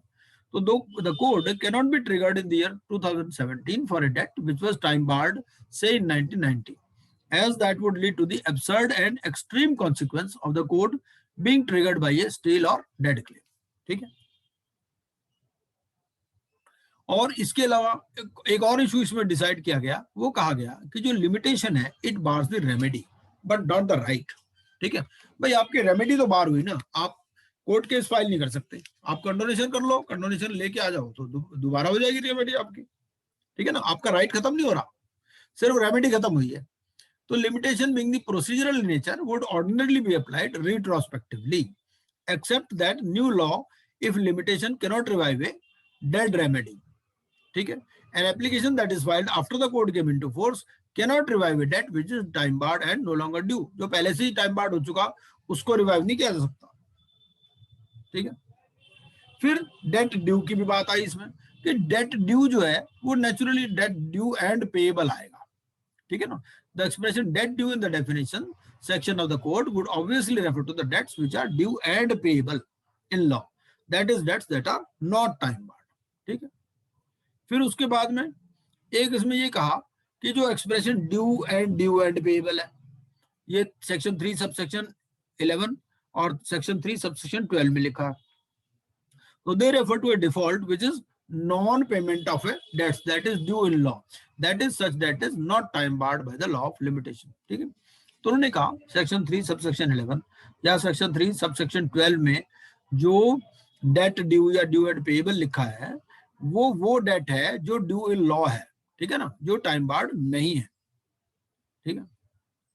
फिर सेक्शन 433 की भी बात की इसमें कि section 433 of the companies act it specifically applies to limitation act to the tribunal and appellate tribunal including NCLT, ठीक है, and so far as applications or petitions are filed under section 7 and section 9 of the code, ठीक है। NCLT will decide such applications on the footing that the limitation act will apply to the same, ठीक है। फिर जो दोनों section है 438 और 238A, they apply the provisions of the limitation act as far as may be, therefore where period of limitations have been laid down in the code these periods will apply notwithstanding anything to the contrary। तो इसमें question क्या क्या पूछे जा सकते हैं, पहला तो ये पूछा जा सकता है कि इशू इन्वॉल्व क्या था, ठीक है। तो इशू इन्वॉल्व ये था कि जो लिमिटेशन एक्ट है क्या वो एप्लीकेबल होगा to CIRP maintained under section 7, ठीक है, और जो डेट टाइम बार्ड है क्या उसकी एप्लीकेशन आप फाइल कर सकते हो सेक्शन 7 में। फिर जो कौन सा सेक्शन है आईबीसी कोड का which states the provisions of the limitation act, ठीक है, 238 एक्सप्लेन करता है। Which section of the companies act was discussed, तो section 233 of the companies act was discussed. तो इस तरह से कुछ क्वेश्चन इसमें पूछ सकते हैं। और ड्यू एंड पेएबल का क्या मतलब है, ड्यू एंड पेएबल वो है जो टाइम बार्ड नहीं है, और रिकोर्स अवेलेबल क्या है, अगर डेट टाइम बार्ड हो गया तो टाइम बार्ड हो गया तो कंडोनेशन ऑफ डिले की एप्लीकेशन लगाओ, ठीक है, क्योंकि आपकी रेमेडी बार हुई है, राइट बार नहीं हुआ। इश्यूज इसमें क्या क्या सेटल हो गए, इश्यूज में ये सेटल हो गए कि जो लिमिटेशन एक्ट है 63 का it will apply to application under section 7 and 9 of IBC, ठीक है, और applicability of limitation act will be from the commencement of IBC 1/12/2016 से होगा, ये 6 जून 2018 से नहीं होगा, ठीक है। तो सुप्रीम कोर्ट ने क्या कहा इसमें, सुप्रीम कोर्ट ने ये कहा कि जो एप्लीकेशन फाइल्ड है after IBC came into force it can not revive the debt which is no longer due, ठीक है। और legislature did not contemplate enabling a creditor who has allowed the period of limitation to set in to allow such delayed claims through the mechanism of IBC. पहले ही time barred हो चुका, अब IBC लग गया तो ये नहीं कि वो कोई रिवाइव हो जाएगा, ठीक है। ये हमने देख ही लिया सारा सेक्शन 433, ये ड्यू एंड पेएबल भी देख लिया, ठीक है।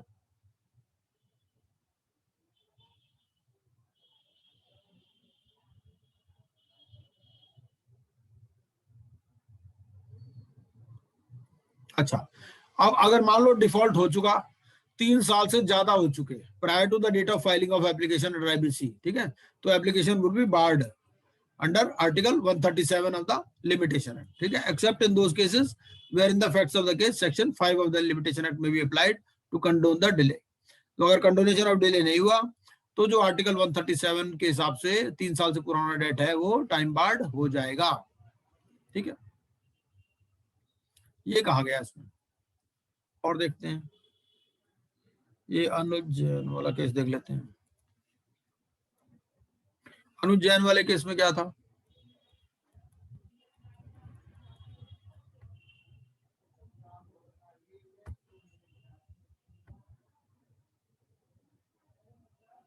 अच्छा, तो ये अनुज जैन वर्सेस जो है जेपी इंफ्राटेक, इसमें क्या हुआ कि ये एक कंपनी के पास लैंड बैंक था और जो होल्डिंग कंपनी के लेंडर्स थे उन्होंने वो मॉर्गेज कर रखी थी। कहानी इसमें ये थी। तो जो जेपी इंफ्राटेक थी इसने क्या किया, जेपी इंफ्राटेक ने जो उसके पास लैंड थी वो जो उसकी होल्डिंग कंपनी के लेंडर्स थे ना उनको मॉर्गेज कर रखी थी, ठीक है, जयप्रकाश एसोसिएट्स। अब ये जो इसका आईआरपी था किसका, जेपी इंफ्राटेक का, इसने एप्लीकेशन फाइल की कि भाई ये जो मॉर्गेज है ये मॉर्गेज को रिवर्स करो, ठीक है, कि भाई ये जो ट्रांजैक्शन है ये प्रेफरेंशियल ट्रांजैक्शन है, अंडरवैल्यूड या फ्रॉडलेंट ट्रांजैक्शन है क्योंकि होल्डिंग कंपनी और सब्सिडियरी कंपनी के बीच में है, ठीक है, जेपी इंफ्राटेक अब सीआईआरपी में है, तो ये ट्रांजैक्शन को रिवर्स करो। एडजुडिकेटिंग अथॉरिटी ने एप्लीकेशन अलाउ कर दी। Directing the lenders of Jaiprakash Associates Limited, उन्होंने कहा कि भाई जो जयप्रकाश एसोसिएट्स के लेंडर हैं उनको कहा कि भाई आप जो है ट्रांसफर करो, जो आपको लैंड मॉर्गेज की गई है, जो जेपी इंफ्राटेक ने आपको लैंड मॉर्गेज कर रखी है उसको रिवर्स करो, ठीक है। ये जो एडजुडिकेटिंग एनसीएलटी का जो ऑर्डर था इसको एनसीएलटी ने रिवर्स कर दिया, ठीक है। अब ये जो आरपी था जेपी इंफ्राटेक का, इसने सुप्रीम कोर्ट के पास अपील फाइल कर दी, तो सुप्रीम कोर्ट ने अपील अलाउ कर दी। वो कहा कि जो मॉर्गेज ट्रांजैक्शन है ये प्रेफरेंशियल ट्रांजैक्शन, ठीक है। तो सुप्रीम कोर्ट ने क्या कहा, सुप्रीम कोर्ट ने एक तो ये कहा कि ऑर्डर्स अंडर सेक्शन 44 के ऊपर बात की कि ये जो अंडर सेक्शन 44 है, the adjudicating authority may pass orders to reverse the effect of an offending preferential transaction, क्योंकि इसमें रिवर्स किया था एनसीएलटी ने, ठीक है।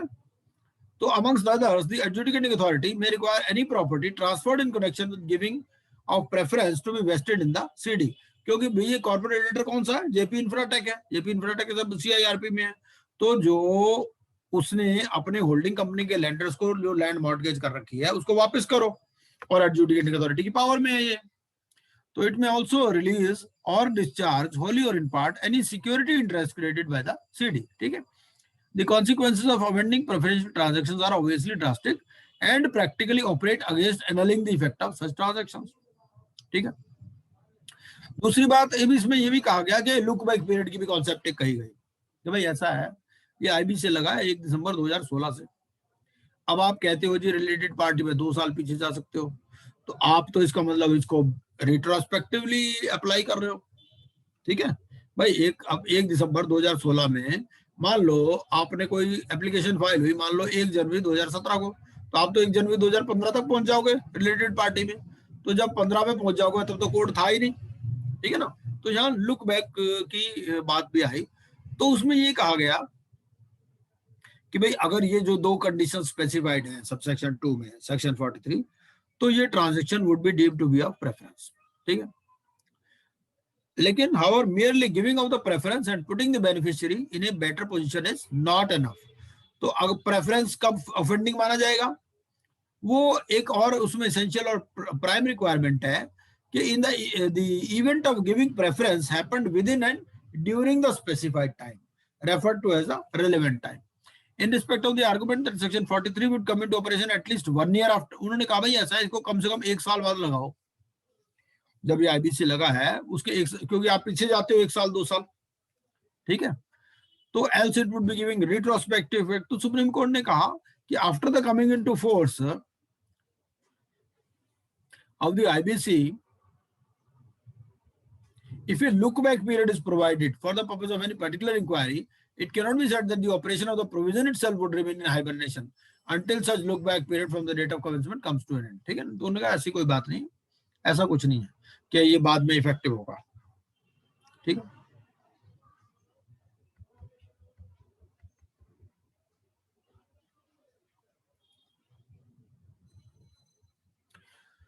तो क्या क्या क्वेश्चन थे इसमें.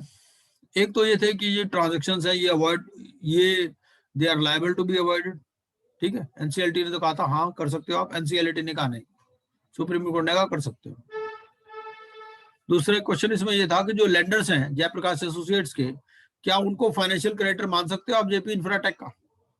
ठीक है, क्योंकि जो लोन गिवन था Jaiprakash Associates, they were secured by mortgage. भाई प्रॉपर्टी तो थी जेपी इंफ्राटेक की. ठीक है, और लोन दिया गया था जयप्रकाश एसोसिएट्स को. तो जो जयप्रकाश एसोसिएट्स के लेंडर हैं, क्या उसको जो है वो जेपी इंफ्राटेक के हम लेंडर मान लें, ये क्वेश्चन था. तीसरी बात ये थी कि जो अवॉइडेबल ट्रांजैक्शन है, ये प्रेफरेंशियल ट्रांजैक्शन होगी कब,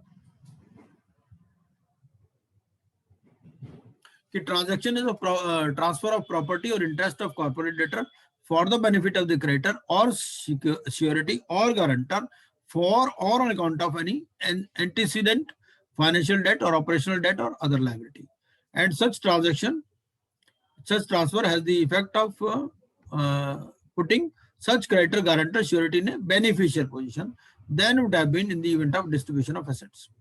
ठीक है, और रिलेटेड पार्टी में 2 साल हमें मालूम ही है, बाकियों में 1 साल है. लेकिन इसमें भी कुछ एक्सेप्शंस भी हैं कि ये अगर if such transactions are entered into during ordinary course of business, ठीक है, और it they result in provision of new value to corporate debtor, तो उस केस में ये ट्रांजैक्शन जो है ये कवर नहीं होती, they are not hit by section 43. तो सुप्रीम कोर्ट ने ये भी कहा कि when analysing financial preferential transactions, intent of parties for ascertaining the fraudulent transaction is immaterial. अब जहां तक बात है कि भाई जो जयप्रकाश एसोसिएट्स के लेंडर हैं, क्या उनको हम जेपी इंफ्राटेक के फाइनेंशियल क्रेडिटर मान सकते हैं, क्योंकि जेपी इंफ्राटेक ने ही जो अपनी लैंड मॉर्गेज की थी. तो सुप्रीम कोर्ट ने कहा नहीं, ये जो कॉर्पोरेट डेटर है, it does not owe debt to lenders of Jaiprakash Associate. तो जयप्रकाश एसोसिएट्स के जो लेंडर हैं उसको हम जेपी इंफ्राटेक के फाइनेंशियल क्रेडिटर नहीं मान सकते, सुप्रीम कोर्ट ने कहा.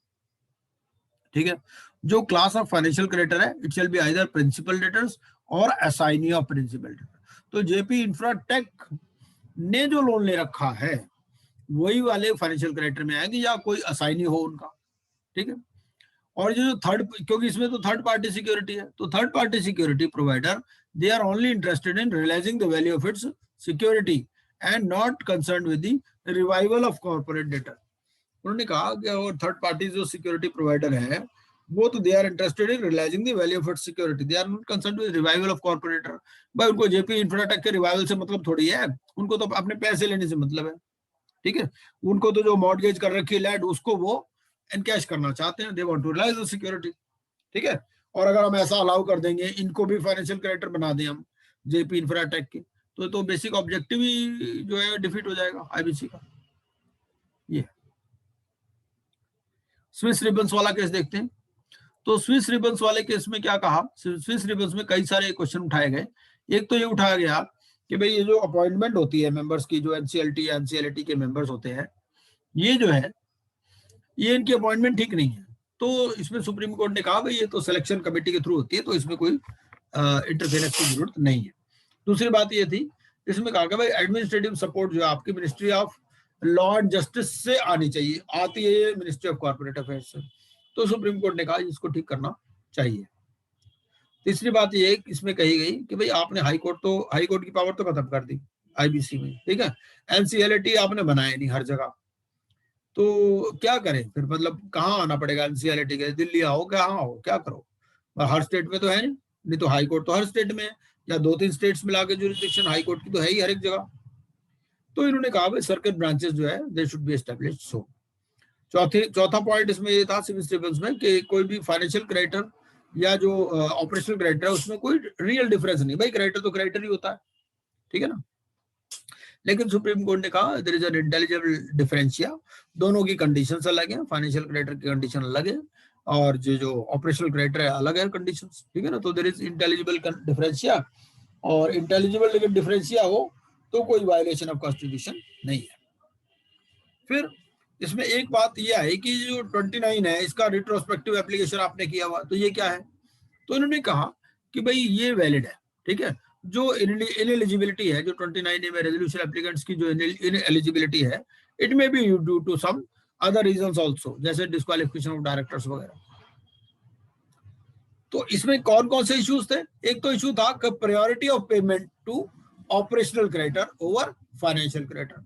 ये वहां डिफरेंस की बात करने लगे, भाई आप प्रायोरिटी पेमेंट क्यों देते हो उसको, ऑपरेशनल क्रेडिटर को। आप कहते हो कि जी ऐसा है क्योंकि उनके पास वोटिंग राइट नहीं है तो उनको लिक्विडेशन वैल्यू दे दो, ठीक है। दूसरा कि विड्रॉल ऑफ पिटिशन क्या अलाउड है आफ्टर एडमिशन, ठीक है। ये भी जो कि आपको मालूम है पहले सेक्शन 12 होता था, तो सेक्शन 12 में एक बार पिटिशन एडमिट हो गई तो विड्रॉ नहीं होती थी। बाद में आया कि आप 12A ले आए हो, 12A में कहा गया कि भाई 90% वोटिंग पावर मेजोरिटी के साथ में आप जो है एप्लीकेशन विड्रॉ भी कर सकते हो एडमिशन के बाद भी, ठीक है। और फिर इसके बाद एक और क्वेश्चन आया कि भाई एक बार सीओसी कॉन्स्टिट्यूट हो गई तो क्या उसके बाद भी विड्रॉ हो सकती है, उसके बाद भी पिटिशन विड्रॉ हो सकती है, ठीक है। तो क्या क्या इसमें फाइंडिंग्स थी, पहला तो ये था कि जो डिस्टिंक्शन है बिटवीन प्रोमोटर्स या management and the corporate debtor, it has been judicially recognised, ठीक है। तो डिस्प्लेसमेंट ऑफ प्रोमोटर और the management of a company in default can now be done relatively quickly to protect the company and its assets. उन्होंने कहा कि भाई company अलग है, उसके प्रोमोटर अलग है, तो अब कंपनी के प्रोमोटर को हम अलग कर देते हैं, ठीक है ना। तो उन्होंने कहा कि जो प्रोमोटर है और जो कॉर्पोरेट डेटर है एक जैसे नहीं है, उसमें जो डिस्टिंक्शन है it has been judicially recognised. हम क्या करते हैं भाई, जो भी कंपनी डिफॉल्ट में है उसके मैनेजमेंट को डिस्प्लेस कर देते हैं, प्रोमोटर या मैनेजमेंट को, और it has now become easy, ठीक है, in order to and purpose is to protect the company and its assets, ठीक है। दूसरी बात ये कि ये जो इंसॉल्वेंसी प्रोसीडिंग्स हैं, ठीक है, they are not adversarial to the corporate, उसके कुछ नुकसान के लिए नहीं है ये कॉर्पोरेट, भाई उसका मैनेजमेंट से निकाल देते हैं उसको, ठीक है ना, सीओसी उसकी जगह बैठ जाती है। तो उन्होंने कहा कि recognition that the insolvency proceeding by nature are not adversarial to the corporate debtor. तो सुप्रीम कोर्ट ने कहा कि आईबीसी जो है ये बेनिफिशियल लेजिस्लेशन है, ये तो हम उसके भलाई की बात कर रहे हैं जो कॉर्पोरेट डेटर की है, it is for the benefit of the corporate debtor and for therefore the admission of a company into corporate insolvency resolution process cannot be seen from the traditional lens of adversarial proceedings, कि ऐसा नहीं कि हम उनके against में कुछ कर रहे हैं, हम तो कंपनी को चलाना चाहते हैं। So Supreme Court has imported the fair and equitable treatment for operational creditors as a requirement for the approval of, क्योंकि यहाँ पर ना ये बात की गई कि भाई आप जो है इसमें कोई डिफरेंस क्यों कर रहे हो। तो सुप्रीम कोर्ट ने कहा, supreme court has imported fair and equitable treatment for operational creditors as a requirement for the approval of resolution plan. So this was prompted largely by amendments to the regulations that provide that operational creditors need to be paid ahead of financial creditors without stating the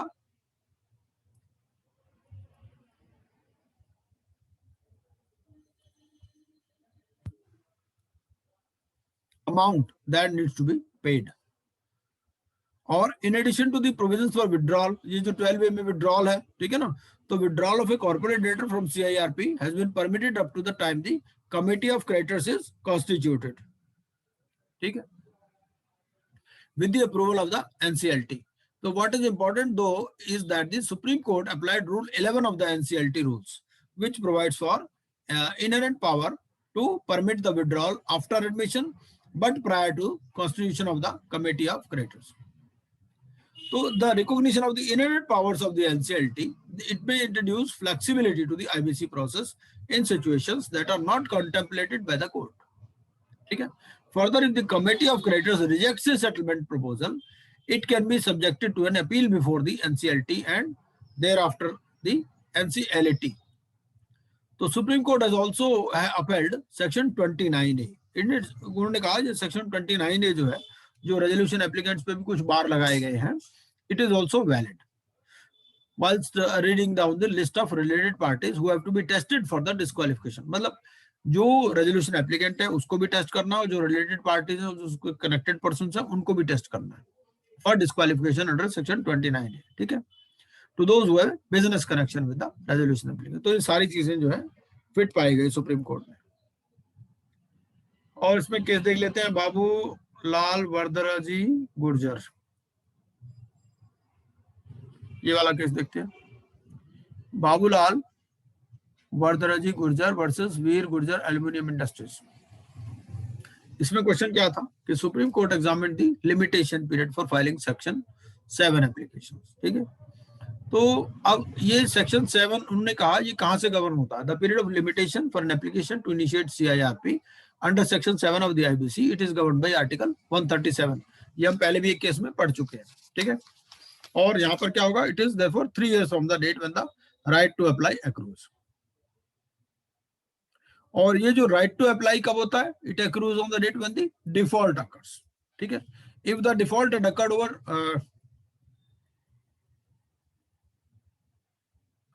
if the default had occurred over 3 years prior to the date of filing the application would be time barred, save and except in those cases where in fact the delay in filing may be condoned.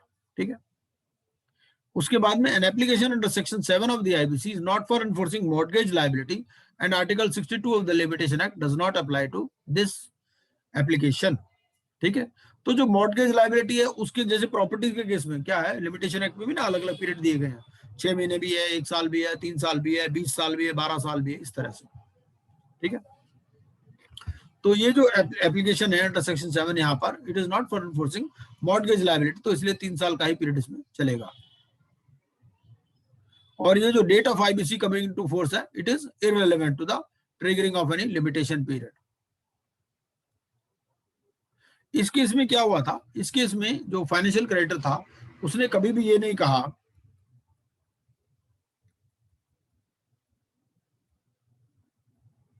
उसने सिर्फ यही कहा भाई date of default हमारी 8/7/2011 है. तो 8/7/2011 वाली application अब कैसे लेके आ सकते हो IBC में. ठीक है ना, तो therefore no case for extending the period of limitation is available to be. उन्होंने एक्सटेंशन के लिए अप्लाई ही नहीं किया, कुछ कहा ही नहीं एक्सटेंशन के बारे में. In other words, even if section 18 of the limitation act which allows the period of limitation to be extended if the defaulter acknowledge the debt and the principles thereof, क्या होता है कि कोई भी अगर जो जिसने पैसे देने हैं अगर वो एक्नॉलेजमेंट ऑफ डेट कर देता है तो नया पीरियड स्टार्ट हो जाता है. हमें मालूम ही है लिमिटेशन एक्ट में. ठीक है ना, इसलिए हम हर साल क्या करते हैं, स्टेटमेंट ऑफ अकाउंट साइन करवा लेते हैं पार्टी से. तो स्टेटमेंट अकाउंट साइन करवाने से क्या इफेक्ट होता है कि वो रिनोवेशन ऑफ डेट हो जाता है किस्म से. ठीक है, अगर उसको भी अप्लाई करते हैं तो they would not apply to the application under consideration looking at the averment made in the application regarding default. तो भाई उन्होंने कहा कि जो एप्लीकेंट है वो यही कह रहा है कि 8/7/2011 को डिफॉल्ट हुआ है. ठीक है, और उन्होंने कोई एक्नॉलेजमेंट की बात नहीं करी कि भाई इसका ईयरली एक्नॉलेजमेंट हुआ, रिनोवेशन हुआ, नहीं हुआ. ठीक है, तो कोर्ट ने क्या किया, court एनल्ड the insolvency proceedings holding that because the application of the financial creditor is barred by limitation, no proceedings undertaken after the order of admission could be of any effect. ठीक है, अब इसमें ये है कि जो एडजुडिकेटिंग अथॉरिटी है, it by an order dated August 9, 2018, and ये एडजुडिकेटिंग अथॉरिटी ने एडमिट कर ली थी एप्लीकेशन. ठीक है, seeking initiation of CIRP in respect of default. Default कब हुआ था, 8 जुलाई 2011 को. NCLT ने एप्लीकेशन एडमिट कब कर ली, 9 अगस्त 2018 को. एप्लीकेशन फाइल कब हुई थी, मार्च 2018 में. ठीक है, और अपील हुई इसके अगेंस्ट में NCLT में. तो NCLT ने क्या कहा, NCLT ने कहा कि कोड जो है 1 दिसंबर 2016 से इफेक्टिव है. ठीक है, और 2018 वाली जो एप्लीकेशन है वो लिमिटेशन पीरियड के अंदर है. ठीक है, it's further observed that the mortgage security having been provided by the CD, limitation period इसमें 12 साल का लगेगा. ठीक है, इमूवेबल प्रॉपर्टी इंक्लूडेड है as per article 61 subsection B of the limitation act. और इसलिए एप्लीकेशन जो है it is with the limitation period. लेकिन सुप्रीम कोर्ट ने नहीं माना इस बात को. सुप्रीम कोर्ट ने क्या कहा, सुप्रीम कोर्ट ने it set aside the orders of adjudicating authority and NCLT on the ground that the application जो है it is barred by limitation. 8/7/2011 का डेट है टाइम बार्ड एप्लीकेशन. तो supreme court noted the following basics of the code. पहली बात तो ये कहा कि code is a beneficial legislation intended to put the CD back on its feet, ठीक है, and is not merely a money recovery legislation. And CIRP is not intended to be adversely to the CD, but is aimed at protecting the interests. और ये जो intention of the law है, it is not to give a new lease of life to the debts which are time barred. और ये जो period चलेगा आपका article 137 से गवर्न होगा, 3 साल होगा, ठीक है. वो मॉर्टगेज के हिसाब से आप 12 साल इसमें नहीं ले सकते.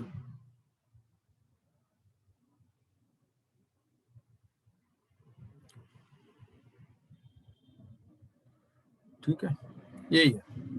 तो आर्टिकल 62 आप इसमें मत लाओ. आर्टिकल 62 का 12 साल का पीरियड आप इसमें नहीं ले सकते.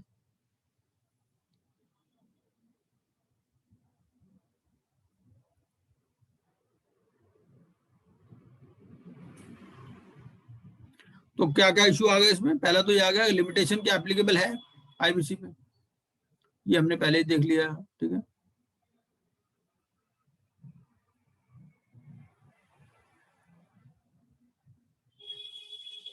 तो जब आप पढ़ेंगे तो आपको समझ में आ जाएगा.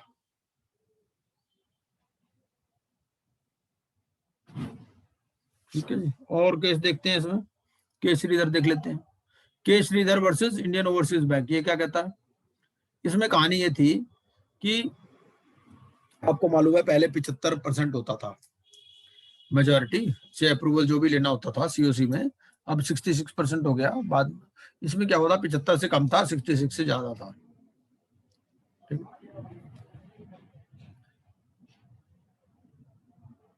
तो अब सीओसी ने ये कहा भाई ऐसा है, अभी तो ये बीच में चेंज हो गया था. हुआ क्या, 75% से अप्रूवल नहीं मिला. 75% अप्रूवल नहीं मिला तो एडजुडिकेटिंग अथॉरिटी का भाई लिक्विडेशन कर दो कंपनी का.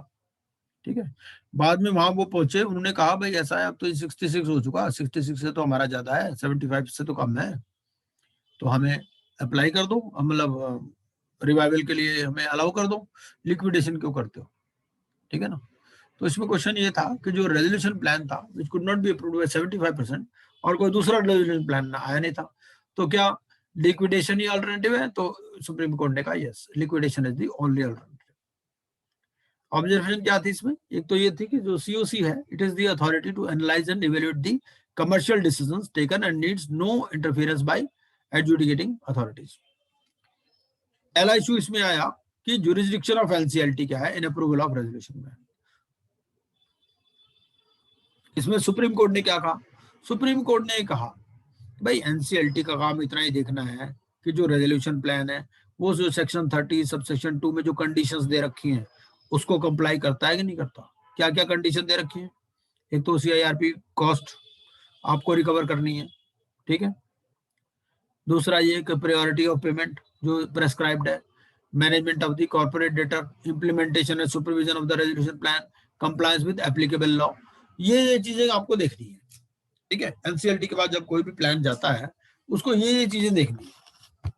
तो एनसीएलटी का रोल लिमिटेड है, जो सीओसी की पावर सुप्रीम है. जो रोल ऑफ एनसीएलटी है while considering a resolution plan has been clearly circumscribed. And as she further observed that the legislature while enacting the code has consciously ensured that no ground is available to question the commercial wisdom of the individual financial creditor or the collective decision of the COC before the NCLT in approving or rejecting a resolution plan. उन्होंने कहा ये NCLT की power में नहीं है, NCLT को commercial wisdom जो CoC है उस पर रिलाई करना है. ठीक है. However, as she did clarify that if the COC were to reject a resolution plan, ठीक है, अब जो सेक्शन 30 सबसेक्शन 2 में कंडीशंस दे रखी हैं उस ग्राउंड पर अगर ये रिजेक्ट करना चाहते हैं सीओसी प्लान को, ठीक है, including a decision on the eligibility of a resolution applicant जो सेक्शन 29A में है, तो this set decision would be subject to judicial review. तो एनसीएलटी इस चीज को रिव्यू कर सकती है. ठीक. तो एनसीएलटी रिव्यू कर सकती है अगर जो सीओसी किसी प्लान को रिजेक्ट कर देती है कि वो सेक्शन 30 सबसेक्शन 2 की कंडीशंस के साथ कंप्लाई नहीं करता या सेक्शन 29A का कॉन्ट्रावेंशन है, तो this is subject to judicial review. फिर सुप्रीम कोर्ट ने ये भी कहा कि जो अमेंडमेंट है तो section 30 subsection 4 in June 2018 which introduced the requirement for the COC to consider the feasibility and viability of a resolution plan before approval is a mere restatement of the factors that the COC is expected to take into consideration in any event whilst considering a resolution plan। तो उन्होंने कहा ये जो section 30 subsection 4 में जो amendment की है हमने 6 जून 2018 से, ठीक है, कि उसमें ये कहा कि भाई सीओसी जो है वो फिजिबिलिटी या वायबिलिटी ऑफ रेजोल्यूशन प्लान देखेगी बिफोर अप्रूवल, तो ये पहले भी बात कही जा चुकी है। It is a mere restatement of the factors, ठीक है, that the CoC is expected to take into consideration. उसके अलावा सुप्रीम कोर्ट ने ये कहा कि जो अमेंडमेंट्स टू द कोड है रिड्यूसिंग द वोटिंग, जब पहले भाई 75% थी, बाद में 66 हो गई, ठीक है ना, तो ये जो अमेंडमेंट है to the code reducing the voting percentage for approval of resolution plan from 75% to 66 as well as the requirement to record reasons for approval or rejection are prospective। ठीक है भाई, पुराने वाला जो था, पुराने में आपने 75% पे पास नहीं करा पाए, ठीक है ना, तो अब आप कह रहे हो इसको 66 पे अप्लाई कर लो, नहीं, तो पुराने वालों पर 66 अप्लाई नहीं होगा, ये प्रोस्पेक्टिव है, ठीक है, and the decisions already taken by the CoC prior to the amendment can not be undone. उन्होंने कहा वो जो डिसीजन है जो लिक्विडेशन ही होएगा इसका, तो ठीक है, ये कहा। एक और देख लेते हैं, के किशन देख लेते हैं। के किशन वर्सेस विजय निर्माण में क्या था, इसमें ये था कि एक ट्राइपार्टाइट एग्रीमेंट साइन हुआ था। विजय निर्माण कंपनी एक थी शीराबाद कंस्ट्रक्शन और एक थी एसडीएम प्रोजेक्ट्स प्राइवेट लिमिटेड। तो आर्बिट्रेशन क्लॉज इसमें, जैसे हम मालूम है ज्यादातर कंस्ट्रक्शन कॉन्ट्रैक्ट्स में आर्बिट्रेशन क्लॉज रहती है, तो इसमें भी आर्बिट्रेशन क्लॉज थी। तो आर्बिट्रेशन क्लॉज को इन्वोक किया गया क्योंकि डिस्प्यूट हो गया, arose out of the tripartite agreement. ये तीन पार्टीज थी इसमें, विजय निर्माण, केसीपीएल और एसडीएम प्रोजेक्ट्स। दो क्लेम जो थे they were awarded in favour of the respondent, ठीक है, and 3 counter claims that were filed before the tribunal were rejected, ठीक है। तो aggrieved by the decision of the arbitrator, the appellant filed a section 34 petition challenging the award. Section 34 किसका, arbitration act का। Petition challenging the award on the ground of rejection of counter claim filed by the applicants without proper counters. तो उन्होंने कहा भाई ये जो हमारे उन्होंने जो उन पार्टी के क्लेम थे उसको तो एडमिट कर लिया, पर हमारे जो काउंटर क्लेम थे उसको रिजेक्ट कर दिया, ठीक है। तो एपेलेंट ने क्या किया, एक सेक्शन 34 में पिटीशन फाइल कर दी challenging the award on the ground of rejection of counter claim filed by the applicants without proper grounds. और इसके साथ ही उन्होंने सेक्शन 9 में भी पिटीशन फाइल कर दी, ठीक है, before NCLT by the respondent, कौन, विजय निर्माण। तो a notice was sent by the respondent to KCPL to pay the amount of award decided in favor of the respondent. So this notice was stated to be a notice under section 8 of the code. So within 10 days, KCPL disputed the notice, stating that this matter was the subject matter of arbitration proceedings. उन्होंने कहा भाई हमारा तो अब matter arbitration में चल रहा है, ठीक है ना, तो ये तो डिस्प्यूट है, जब डिस्प्यूट है तो हमें पेमेंट अभी करनी नहीं है, ठीक है ना। Finally, a petition was filed by the respondent under section 9. तो NCLT और NCLT ने दोनों ने क्या कहा कि जो नॉन ऑब्स्टेंटे क्लॉज है सेक्शन 238 में, it will override the arbitration act, क्योंकि आर्बिट्रेशन एक्ट में भी नॉन ऑब्स्टेंटे क्लॉज दे रखी है, ठीक है, और आईबीसी में भी नॉन ऑब्स्टेंटे क्लॉज दे रखी है। तो ये मैटर गया फिर सुप्रीम कोर्ट में। सुप्रीम कोर्ट के पास क्या था, सुप्रीम कोर्ट ने कहा, सुप्रीम कोर्ट के पास एक तो ये देखना था भाई नॉन ऑब्स्टेंटे क्लॉज जो आर्बिट्रेशन एक्ट में है और जो कोड में है कौन सी ओवरराइड करेगी। दूसरा ये जो है कि is it necessary that the debt which is disputed must be a bona fide dispute, ठीक है भाई, यहाँ पर काउंटर क्लेम की बात हो रही है, ठीक है ना, एक पार्टी कुछ क्लेम कर रही है, दूसरी पार्टी कह रही है मैंने लेने हैं। एंड उसमें एक और पॉइंट था, whether proceedings can be initiated under section 9 if the value of the counter claim is exceeding that of the claim itself, ठीक है। तो काउंटर क्लेम की वैल्यू क्लेम से भी ज्यादा है, तो क्या आप सेक्शन 9 इन्वोक कर सकते हो? ठीक है भाई, एक क्रेडिटर कहता है कि जी ऐसे है, मैंने 1 लाख रुपए लेने हैं, पार्टी कहती है मैंने तो जी इससे 10 लाख रुपए लेने हैं, तो क्या उस केस में भी सेक्शन 9 की एप्लीकेशन एडमिट हो सकती है? फिर at what stage does the debt stand to be disputed और एक्सेप्टेड? तो कब डेट को जो है वो डिस्प्यूटेड माना जाए, कब एक्सेप्टेड माना जाए, ये सब चीज इसमें सुप्रीम कोर्ट ने डिस्कस की। तो सेक्शन 238 की बात करता है, तो सेक्शन 238 में तो ये कहता है कि भाई provisions of this code will have effect, चाहे कहीं भी कुछ भी लिखा हो। ठीक है, तो इसमें वो मोबिलॉक्स वाला डिसीजन का रेफरेंस आया, तो उसमें ये कहा कि ये जो गाइड है on the insolvency law of the unset trial which laid down that the dispute amount shall be equal to or greater to the amount of the debt. ठीक है, supreme court also laid down points to determine while examining an application. उसमें ये कहा कि भाई जो operational debt है it should be above 1 lakh rupees, the documentary evidence shall show the amount as payable, and lastly whether there is a dispute existing regarding the amount of the debt. The court in the same case also observed that the operational creditors shall not misuse the provisions of the insolvency proceedings for nominal amounts of debts, and moreover the duty of the court is only limited to decide whether there exists any dispute or not. ठीक है, the court need not be satisfied that the defense is likely to succeed. ठीक है, तो supreme court ने finally ये conclude किया कि जहां तक ऑपरेशनल डेट की बात है, it has only to be seen whether the debt is disputed और नॉट। ठीक है, बट डिस्प्यूटेड है तो 9 की एप्लीकेशन एडमिट नहीं होगी, अगर डिस्प्यूटेड नहीं है तो एडमिट हो जाएगी। ठीक है, और आपने पिटीशन फाइल कर रखी है सेक्शन 34 में, इसका तो अपने आप ही प्रूव हो जाता है कि डिस्प्यूट चल ही रहा है। ठीक है ना, and that it does not and here but also after passing of award. मान लो आपको अवार्ड भी मिल गया, तब भी वो डिस्प्यूट खत्म नहीं हुआ, क्यों? आप अपील में भी तो जा सकते हो।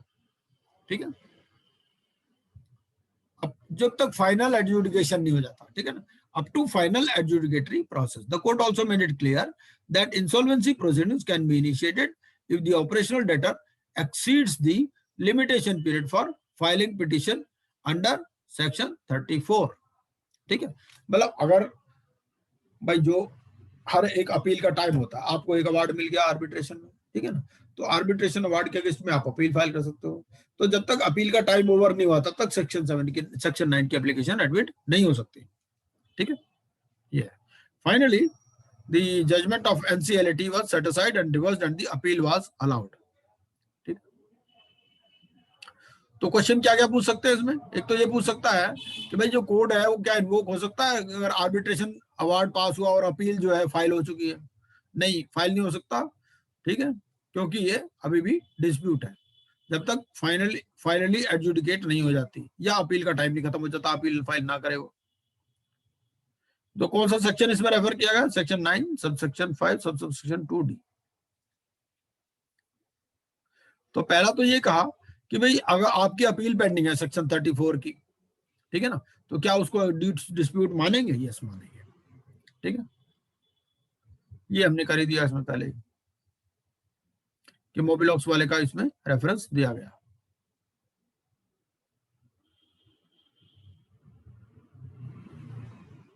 और इसमें ये कहा कि भाई इसमें कोई ऐसी इनकंसिस्टेंसी है ही नहीं इस वाले केस में। वैसे तो कहा 238 विल प्रिवेल।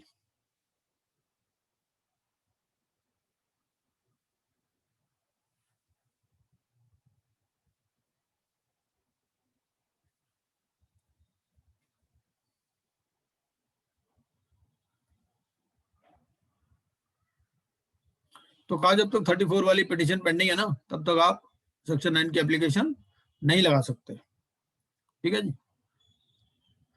तो काफी डिस्कस कर लिया। ये ऐसा है, मैं अब आपके साथ ये शेयर कर देता हूँ पीपीटी, और इसको आप आराम से पढ़ लीजिएगा और फिर अगली बार और थोड़े डिस्कस करते हैं इशू कुछ। ठीक है,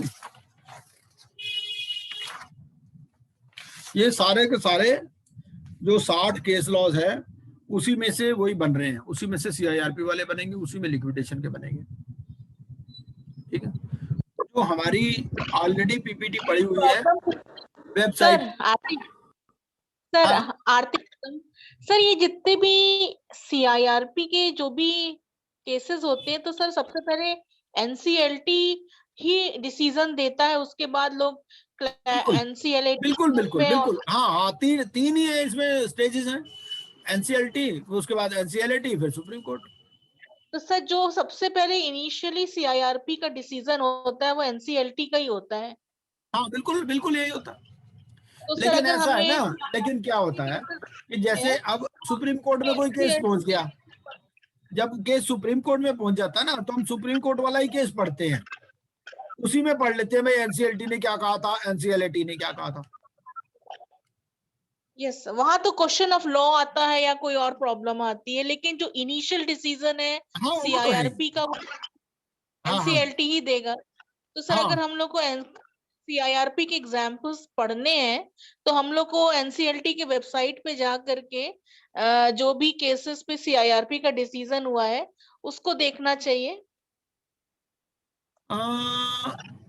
भाई देखिए ऐसे है, अभी ये लॉ जो है ना भाई काफी प्रिमिटिव स्टेज में है, 2016 से तो कोड आया है।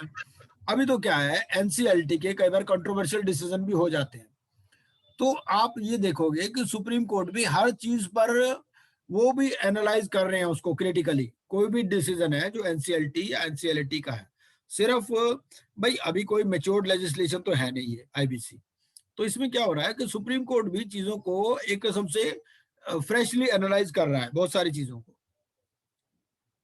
तो ऐसा नहीं है कि हमें खाली एनसीएलटी के डिसीजन पढ़ने से सीआईआरपी प्रोसेस क्लैरिटी हो जाएगी।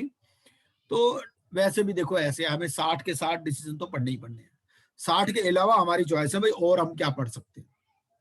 अब जैसे जो हमारी वो हमने पढ़ा उसका प्रोफेशनल बिजनेस एथिक्स वाली, वहां हमने डिसिप्लिनरी केसेस पढ़े, ठीक है ना, उस पर हमने 1-2 बार यहाँ पर वीडियो लेक्चर भी किया। जो कंपनीज केस थे जिसमें हमने कमल गर्ग जी को बुलाया था, और उससे पहले भी हमने 2-3 बार डिस्कशन किया, वो अलग केस लॉज है, उसका इनसे कोई मतलब नहीं, ठीक है ना। और इस तरह से है, तो 60 तो है ही है, 60 के अलावा और आएंगे। बाकी ऐसा है कि सुप्रीम कोर्ट की जजमेंट्स में जो क्लैरिटी आ जाती है ना, वो एनसीएलटी या एनसीएलटी में इतनी नहीं आ पाती। कई बार वो कंट्रोवर्शियल डिसीजन दे देते हैं एनसीएलटी एनसीएलटी, तभी तो सुप्रीम कोर्ट रिवर्स कर देता है उनको।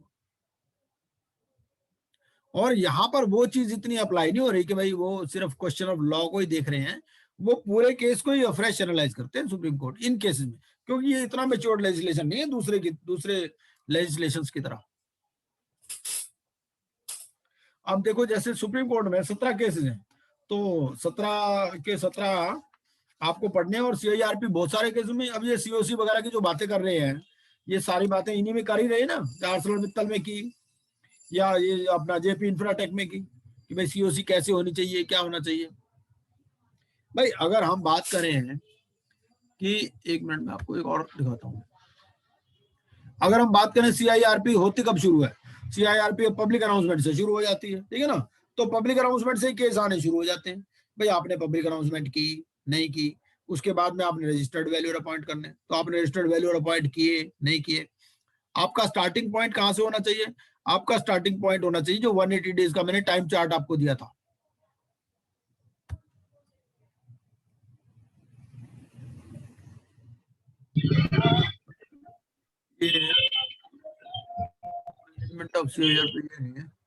मैं आपको एक दिखाता हूँ केस लॉ, शेयरिंग है, एक मिनट रुको।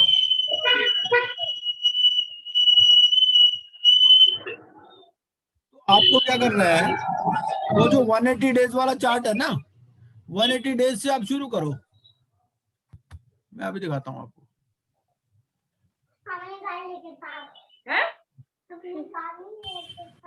कहाँ लेके चलो गाड़ी?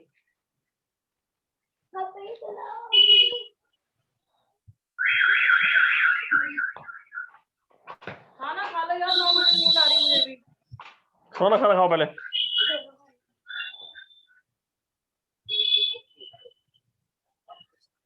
45 रुपए के खिलौने आते 2-2 रुपए वाले।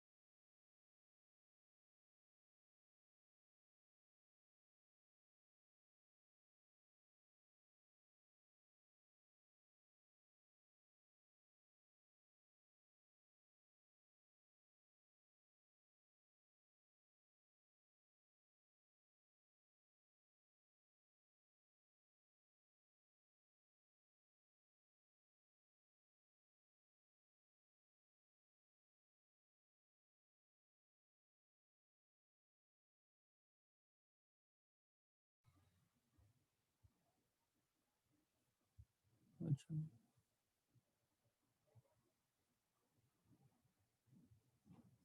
नहीं हमने को किया हुआ है यार। ये शेयर स्क्रीन, और ये आप देखिए मेरी ये स्क्रीन नजर आ रही ना आपको, इसमें जो जहां जहां पीरियड स्पेसिफाइड है, ये सारा यहाँ पर प्रोसेस ही दिया हुआ है कि भाई क्या क्या काम उसको करने हैं, कितने कितने दिन में करने हैं, और इसमें हमारे को अपने आप ही पता चल जाएंगे भाई किस किस। अब हमने देखो बहुत सारे केस लॉ पढ़ लिए, हमने 60 के 60 केस लॉ भी पढ़ लिए, हमने डिसिप्लिनरी केसेस भी पढ़े, हमने कंपनी लॉ केसेस भी पढ़े, हमने पार्टनरशिप के भी पढ़े केसेस। तो अब इसमें यह है कि आप अपने माइंड में पूरा प्रोसेस बिठाइए। देखिए 180 डेज वाला जो प्रोसेस है अभी भी वही 180 डेज का ही चल रहा है। 180 डेज में ही पहले आपको करना है, उसके बाद में एक्सटेंशन है 90 डेज की। तो 330 जो हो गया है, बट 180 वाला चेंज नहीं हुआ अभी भी। तो ये पूरे प्रोसेस पे आप माइंड से उसको बिठा लीजिए भाई, शुरू से या कैसे कैसे क्या क्या करना है। उसको एक इवैल्यूएशन मैट्रिक्स बनाना है, रिक्वेस्ट फॉर रेजोल्यूशन प्लान देना है, ये सारी चीजें ये पहले भी हम कई बार डिस्कस कर चुके हैं। तो उससे ही सारा वो निकलेगा प्रोसेस। अब वो किस केस लॉ में आया नहीं आया उससे कोई खास फर्क नहीं पड़ता। बट मैं इस बात से एग्री नहीं कर रहा कि एनसीएलटी वाले केसेस पढ़ने से ही हमें सीआईआरपी प्रोसेस की क्लैरिटी हो जाएगी, नहीं ऐसा नहीं है। अब ये देखिए सारा कुछ इसमें दिया हुआ है कि कितने कितने दिन में ये सारे काम करने हैं, और इन्हीं पॉइंट्स पे केस लॉ बनते हैं। दूसरी पार्टी चैलेंज कर देती है।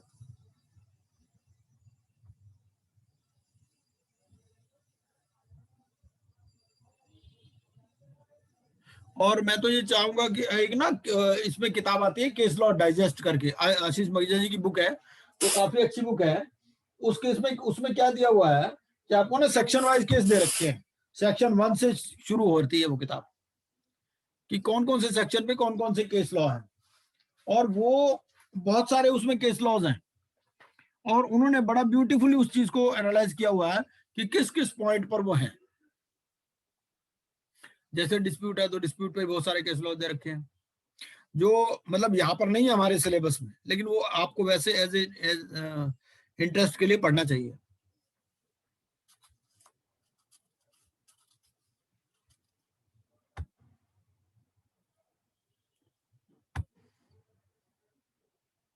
Lot of network problem today.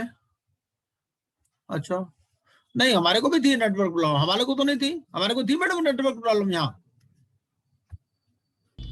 नहीं कोई नहीं थी है हाँ, ये उनका अपना इशू, उनका अपना इशू हो सकता है, हमारे यहाँ तो कोई ऐसा इशू नहीं था मेरे हिसाब से। हाँ उनकी अपनी प्रॉब्लम होगी। हाँ हाँ हाँ हाँ। और चौहान साहब क्या हाल है? बढ़िया बढ़िया सर।